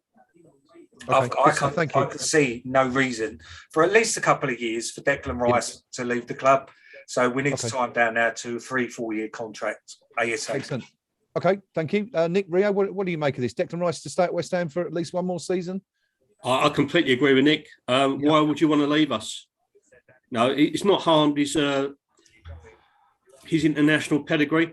Yep. He's actually burgeoning with it. Why would you jump ship to join a club just because they got a so-called bigger and better support in terms of financial implications, in terms of getting Champions League football and playing at that shambles of a tournament until we actually join it ourselves? Yep. Why would you jump ship and join a team where if you don't settle in and don't hit the ground running, you might find yourself out of the first team picture. Mm-hmm. You know, stick where you are. We're a club on the up. We've proved that last season's performance wasn't a one-off. It wasn't a flash in the pan. We're building something incredibly special here. Declan Rice is going to be the focal point of that. Mm-hmm. Do not leave. It will jeopardise your pedigree and potential, possibly. Okay, good stuff. Unanimous so far. Gordon, Rice to extend his stay. I mean, of course, he's contracted for another 3 years, but the talk was that he's likely to leave this year. What do you make of that? The question that's been asked is, why would you want to leave? Which you probably wouldn't. However, if you ask a different question, and given our owners, why would you want to sell? That's a different question. I think that he'll probably stay this season, and he'll see where we are probably towards the end of next season. But I think that's about it. I don't think it'll be another 3 or 4 seasons. Okay.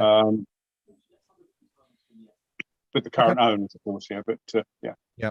All right, excellent. Thank you, chaps. Moving swiftly on, we've touched on it a couple of times briefly, but obviously the big news this week coming out of West Ham is the story that was broken by the Athletics' Matt Slater, friend of the show, of course, who has been on the Mod Pod, our podcast before, to say that Czech billionaire Daniel Kretinsky is ready to buy a 27% stake in the club. That is, of course, an initial stake. The view is that he will go on to take full control potentially. Pinky, your view on this one, Kretinsky. We've been linked with 2 or 3 different consortiums or groups in recent years. What do you know about Kretinsky, and do you think this will be a good move for West Ham? I think it'll be good in the sense of I can scarcely say I want the current owners out and then get too picky about who comes in.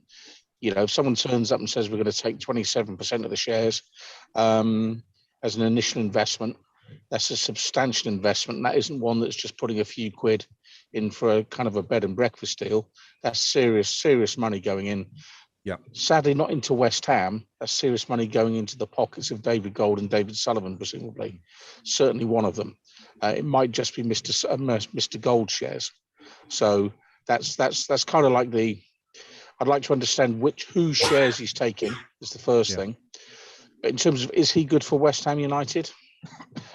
I'd like to know rather more about the initial source of his wealth and how he got so wealthy so quickly, so relatively young,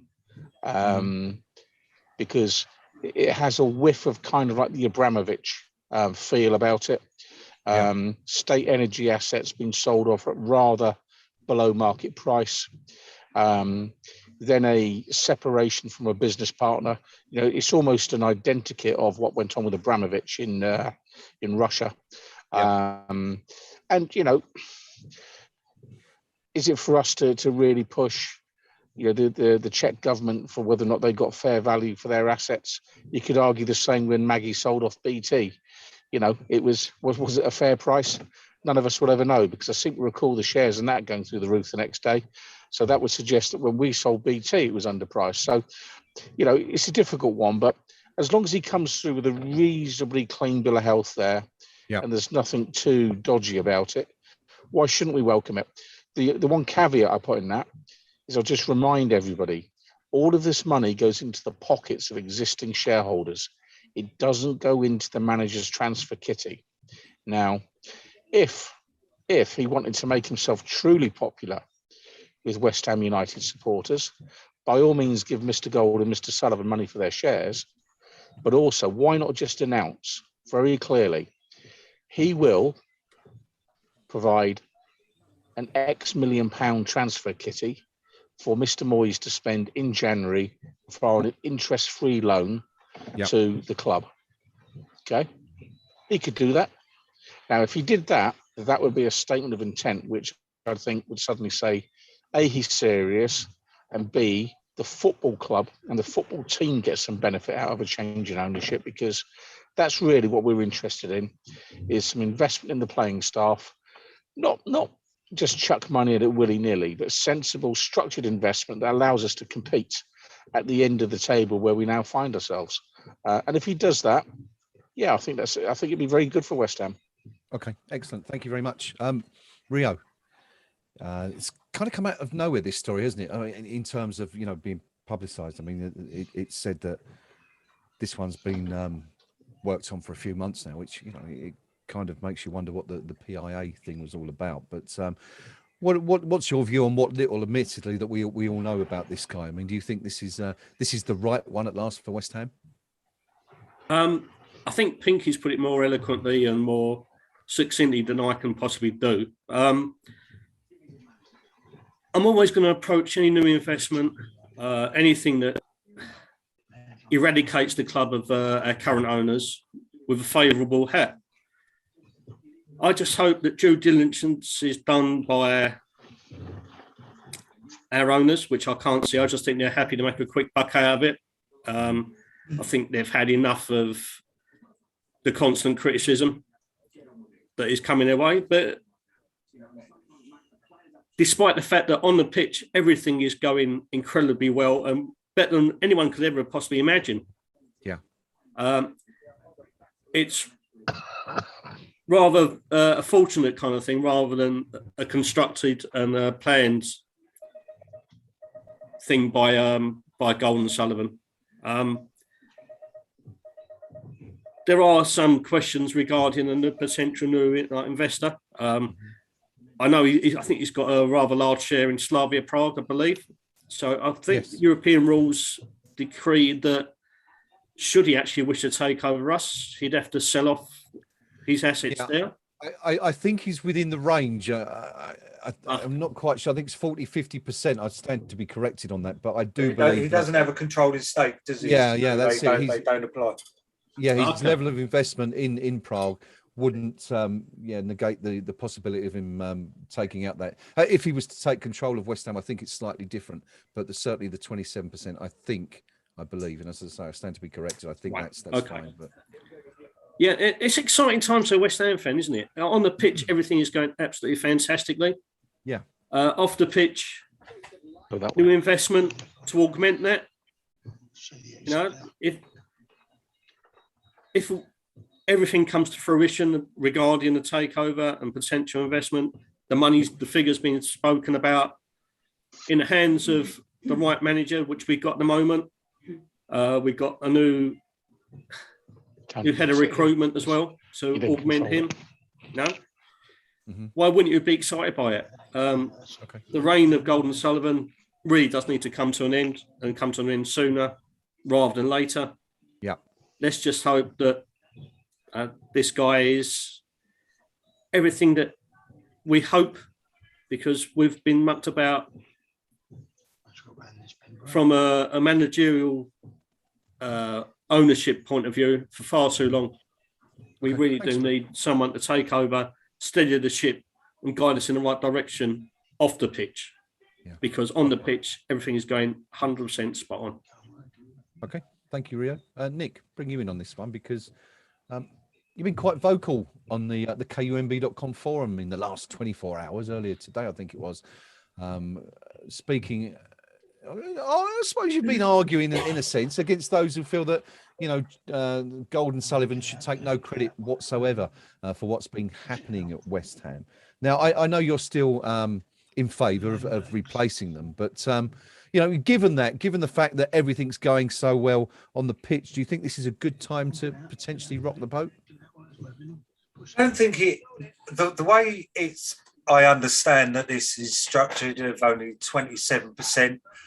I don't think it's going to rock the boat too much. If it was a complete and utter overhaul, I'd start getting the jitters about them wanting to bring their own man in and replacing Moyes and stuff like that. But it's not. This is just for just over a quarter of the club, and initially with a view to make it permanent. Mm-hmm. Now it's a bit like, I know it's obviously we're talking different sized clubs entirely. I guess it's kind of like when the Glazers took over Man United. They just took it over and they let everything continue. They kept Ferguson on, etc., etc. And I'd like to think, that if this level of success and more, possibly even more, let's be realistic. I don't think that we have reached our peak yet, even with what we've got, because we've still got a January transfer window to come yet, and the potential to strengthen, and who knows where we might go this season. With a view to them by 2023 taking over, I think this is actually doing it over a longer term is actually good for a transition for the club rather than a complete 100% buyout, because sometimes change isn't always for the better. I have been reading up online about this chap. He does seem to have hedged his bets and invested in places where others didn't, and he has made a lot of money out the Czech state. Now, whether that's by nefarious means or whether it's just by investing in a sector that nobody else was, is basically what I'm understanding from it. He's like Eskimos investing in ice kind of thing. What are they doing that for? But that's what he's done, and it's worked out for him, especially now with the gas shortages and things like that, and the value of these coal-fired places are going up again, and he's making more money for it. The other thing as well was quite interesting. You got to remember, we've also got a massive fan based in London, the Czech ambassador as well. Yes. And I do sort of think, has he actually made moves here? Is he been part of this? Because he's even on his Twitter bio, he's got the hammers, and I've got no objection to the Czech connection. No potential new owners are going to be squeaky clean. Not one. It's as simple as that. I don't think in this day and age, somebody who is a billionaire that is going to invest in a football club, he would have made every last one of their pennies via completely clean means. That it would be foolish and naive to think otherwise. The other thing that fills me a bit more with confidence with him is on more than one article by various journalists, I've seen them say he's a football man. Which to me matters quite a lot. He's not a property investor like PAI was. He's not pornographers like our current owners are. He's also a football man. He's got experience of having his 40% stake in, is it Sparta or Slavia? Somebody said Slavia, but I think it's Sparta. Yeah, Sparta's his current club. Slavia is where we got our Czech boys from, wasn't it? That's correct, yeah. So, yeah, I had bad vibes about PAI. They didn't exactly fill me with confidence, and you go with your gut feeling, and I think that he may well be the right man to come on board, and eventually him and whoever his business partners are take us over. Don't forget as well is that his partner has just inherited something like 15 billion as well, sadly through the death of her father, who's the Czech Republic's richest man. Could be handy. Does she have a sister? We'll let you know, Pinky. We'll put the have you seen his sister's thighs, mate? Oh yeah, I'll take one for the team. All right, great stuff. Thank you, Nick, for that. Kretinsky, described by a Czech media outlet, Kafka Desk, as a discreet and mysterious man who shows little himself, speaks little, but goes very fast. He's had a rapid rise, to prominence and a huge wealth, but been accused of being one of the largest polluters on the European continent, also linked with the Russian state and President Putin. Is it the case that, anyone with that kind of wealth just simply can't be squeaky clean? And, you've got to accept that if you're going to bring people with vast amounts of resources and wealth behind them into the club? I'm just thinking last time a Czech newspaper owner tried to get involved in football, and that didn't end particularly well, did it? It's because he's got newspapers amongst the other stuff. But I think the whole concept of fit and proper is completely discredited now, isn't it? I mean, it was never the most robust of tests in the first place. I mean, let's put it this way, without pointing a finger at him, the conflicts that ended up with Abramovich having all his money had people dying in them. It was sort of like the Wild West. Yeah. Now, whether or not Abramovich was actually involved in any of the shenanigans there, I wouldn't like to say. However, he's the one who ended up with all the money. So, I mean, Manchester City, Newcastle, both have got. I think the most naive thing I've ever heard was the comment from the LGBT group of Newcastle supporters, who were hopeful that maybe they could have a positive influence on the Saudis. Yeah. Yes. Good luck with that one. Yeah. Mr. British. I thought that was the most naive thing I've ever heard. I really do. I haven't really sort of done an awful lot of looking at his background for various reasons. This week's been a bit of a mare for me, but I'd love to know a bit more about him. I really, really would. Okay. He's got all sorts of. He owns 3% of Sainsbury's, so perhaps I shouldn't talk out to because my little brother works for them. So, but Foot Locker. I think he's his biggest shareholder in Foot Locker, or individual shareholder in Foot Locker. So, if you buy your expensive blingy trainers from them, then maybe you'll be supporting the club in some small way. But, potentially. I'd like to know a lot more. As I say, I'm not as up to date with this as everybody else because I've been a bit tied up this week with various things. So luck at you. Yeah, well, I'm sure more will come out of the wash. Not really, mate. I guess we'll find out more about Mr. Kretinsky is in the coming weeks and months, because it certainly seems like a deal is about to happen. And we watch this space. Really, we'll certainly endeavour to bring you all the latest via kumb.com as always. Thank you, gentlemen, for your comments on that. We are going to wrap up now, but before we do, as is customary on our post-match review, we're going to take a look ahead to our next outing, which the games are coming thick and fast, aren't they, gentlemen? You know, there's no time to breathe at the moment, apart from the international break. It's only 4 more days until we're on our way to Belgium for our next fixture, which is the reverse fixture against Genk. We obviously beat them comfortably, 3-0 at the London Olympic Stadium on the 21st of October. We're back out there, and we're pretty sure that, you know, if we win this one, that's the group wrapped up. I think, Rio, is that your view on that? And how do you think we'll fare over there? Yeah, I think a victory is going to guarantee us the basically top spot. We saw what they did to us in the first half. We was a little bit lax, but they're a very one-dimensional side, Genk. I can't see any issues. Our second string is doing us absolutely proud. I'm expecting not a thumping victory, but I think a 1-0, 2-0 win over at Genk. And next round beckons. I think if the other two sides draw and we win, that's it. We're through. Yeah, that's it. Yeah, it'll be good. Very, very quickly, because time is pushing on. We're back in the Premier League at the weekend. 3 days later, should I say. Home to Liverpool, big game. And as Nick has rightly pointed out, if we win that one, we can go second in the Premier League potentially. That's me, mate. Sorry, mate. Yeah, sorry. Yeah. What do you? I mean, it's a completely. Normally at Liverpool at home, we're kind of concerned, but this is a different West Ham. I'll be honest with you. I really don't know what to expect from this game. I haven't got a clue. I'm a little bit apprehensive about the visit to Liverpool, to be honest. They've got Van Dijk back now. They're not as suspect at the back, although Brighton did exploit it a couple of times yesterday and very unlucky not to pick up all 3 points. Yeah. But, Liverpool, always one of those sides where we haven't got a very good record against. Mm-hmm.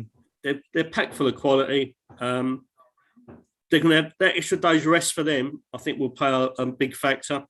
Yeah. So, I'm a little bit apprehensive purely because of the quality Liverpool have, but also we're playing on the Thursday night.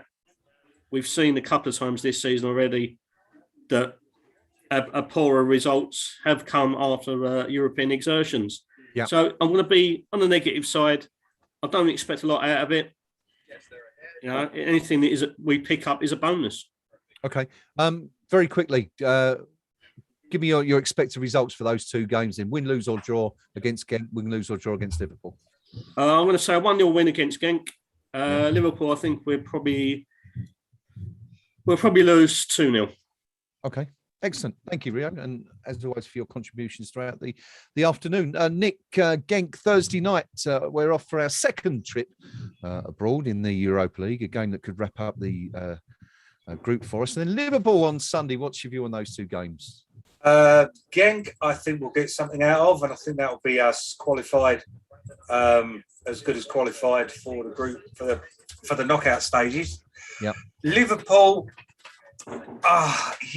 Liverpool. I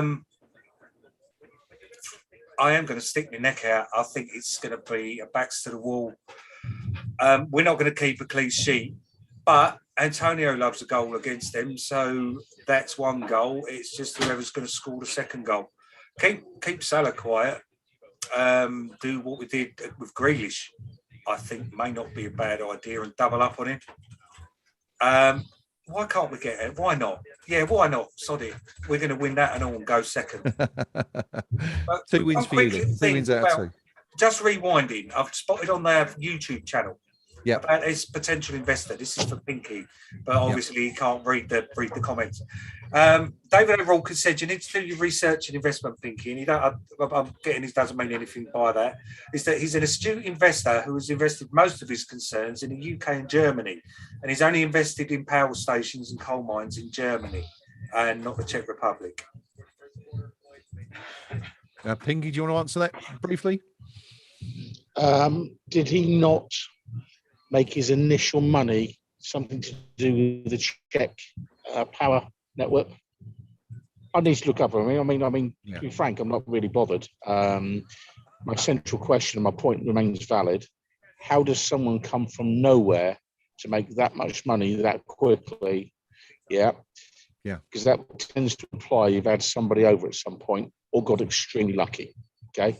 And I'd just like to know which one it is, because is it another Abramovich? Was it just a guy that's played his whatever cards he had? Has he just played them particularly well? If he has, hats off to the fella. But you know, at the end we shall find out in due course. Of course, we will do. But you know, let's not kid ourselves. What's going on here?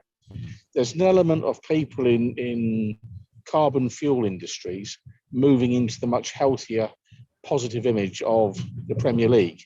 Yeah. And so in the sense, it's no different to what the Saudis are doing, no different to what the man in Dubai has done with Manchester City. It's no different to what the Qataris are doing with PSG. They're trying to develop other revenue streams in cleaner industries as such. The irony, of course, being big in this country is probably the Premier League. So picking their acts up from carbon fuels into going into the Premier League. Good luck with that. But moving on to the 2 games, if I may. Genk, yes. I think we'll Genk, I think we'll stuff on Thursday. I think that'll be a comfortable 3-0 win for us. I think Genk are the classic team that are just happy to be in the same competition year after year. You know, and you know, jobs are good. Liverpool will be a much tougher game, obviously, with playing Thursday than having to play again on Sunday. But I just got a sneaking feeling we might have just enough to take at least a point from that game, and you never know, we may even get all 3. You know, we need some good fortune to do it, because I saw some tired legs out there today, you know, and worse than that, tired minds. But if we have genuine aspirations to be a club that is on the up, eventually you've got to say, just accepting defeat at home against Liverpool before you actually kick off is not an acceptable attitude for either a player, a manager, or a supporter. We had that under a manager not so many years ago, where we're just throwing games before a ball had been kicked. I'm delighted to say we appear to have moved away from that sort of attitude, and Sunday might just be the day that we put a real marker down that says, do you know what? We're comfortably in the top 4. We're beating top 4 opposition, albeit Man City in a cup competition. If we can then go ahead and beat Liverpool on Sunday, it might just encourage somebody that's buying some shares in the club to just say, and do you know what? I'll stick some money in now as an interest-free loan. Yeah. Okay. And give the manager his transfer kitty for January. And let's see what we can go and do then. Because, this might be the season. Just might sneak into that top four. Fourth. Yeah. Spurs are a mess. Leicester, I think, are below par. Ollie's at the wheel. I mean, we'll never have a better chance. Yeah. Everton, not in all cylinders under Rafa. So I think that fourth spot is up for grabs. And if we want it, go and beat Liverpool. Go and take if we it. beat Go Liverpool, and take it. I think that's a real marker. Okay. Well, I'm going to put you down as a win for that one then, Pinky. I think that's where you're going with what you're saying. Yeah. Basically. So that's thank you for that. Noam, finally, Genk Thursday, Liverpool Sunday. Now, of course, we've beaten Tottenham, we've beaten Manchester United, we've beaten Manchester City. But the two Manchester games are obviously against slightly weaker teams in the cup. And of course, it's got to be pointed out that we also fielded a weaker side in both of those games. But big test for David Moyes, the latest big test. I mean, we seem to say this every other week, don't we? That this is a big test for West Ham, but this really is a big test. If we can go out there and match, or even let's hope beat Liverpool, it really says something. So your view on those two, please. I think we'll stick our sort of Euro 11 out there. We'll win. It won't be that sort of spectacular. I think 2-0 we'll win there. Liverpool, slightly concerned that we haven't had Mike Dean refereeing yet, and we all know how referees love to give Liverpool a break over the years against us. I've got it in my head we're going to draw that one 2-2. But yeah, we need an honest ref for that one, and or at least a competent one, as we see today. It's they do get favoured, don't they? Okay, so a win and a draw for you. Yeah. Overall, excellent. Okay, well, I think I'm going to go with exactly what Noam said. I can't see us getting anything other than the winning against Genk on Thursday. But we're far too strong for. Even though we started quite poorly, didn't we? They had the early goal ruled out, and then they had that little spell at the start of the second half where they looked good. But I think we were comfortably a far better team overall. So I go with the rest of the guys. I think that's 5 out of 5 for a win. But Liverpool, I'm with Noam. I can see. Yeah, it's always the way, isn't it? This is the problem. You always get a dodgy referee, or at least one dodgy refereeing decision against these teams. Always seems to come back and bite us in the backside, and you can't sort of see anything other than that happening really at some stage during the game. So I'll go for a draw. I think we can take an honourable point, and I think that's what it will be against Liverpool. So that's what have we got there? We've got two draws, myself and Noam. Rio, not sure we're going to get anything from the game, and Nick and Pinky going for a win. So yeah, we'll see. One of us is going to be right. That's for sure next weekend. But anyway, that's just about it for us today. From myself, from my team, my thanks to Noam. To Rio, to Nick, and to Pinky for joining us on the stream, especially Pinky, who's rushed straight out of the stadium to join us here and offer us his thoughts on what he's seen this afternoon. And what we have seen this afternoon was a very, very comfortable win in the end for West Ham. Aston Villa 1, West Ham United 4. The Hammers up to, or still fourth in the Premier League, but level on points with Manchester City. Who thought we'd be saying that after 10 games? Level on points. With a hugely expensive side such as Man City. But that's where we are. As we said earlier, West Ham United's second best start ever to a top flight season, only bettered in 75, 76. Now, remind me, what happened in 1976, chaps? Where did we end that season in Europe? I believe we ended up in a European final, didn't we? All right, it didn't end particularly well, but we got there. So who knows? Perhaps history could be about to repeat ourselves. I prefer a better second half to the league season as well, though. Well, true, and at least Frank Lampard won't be playing at left back to make a dodgy back pass if we do get to the final. But our thanks also to everyone, to all of you who've joined us on the live stream. Thank you.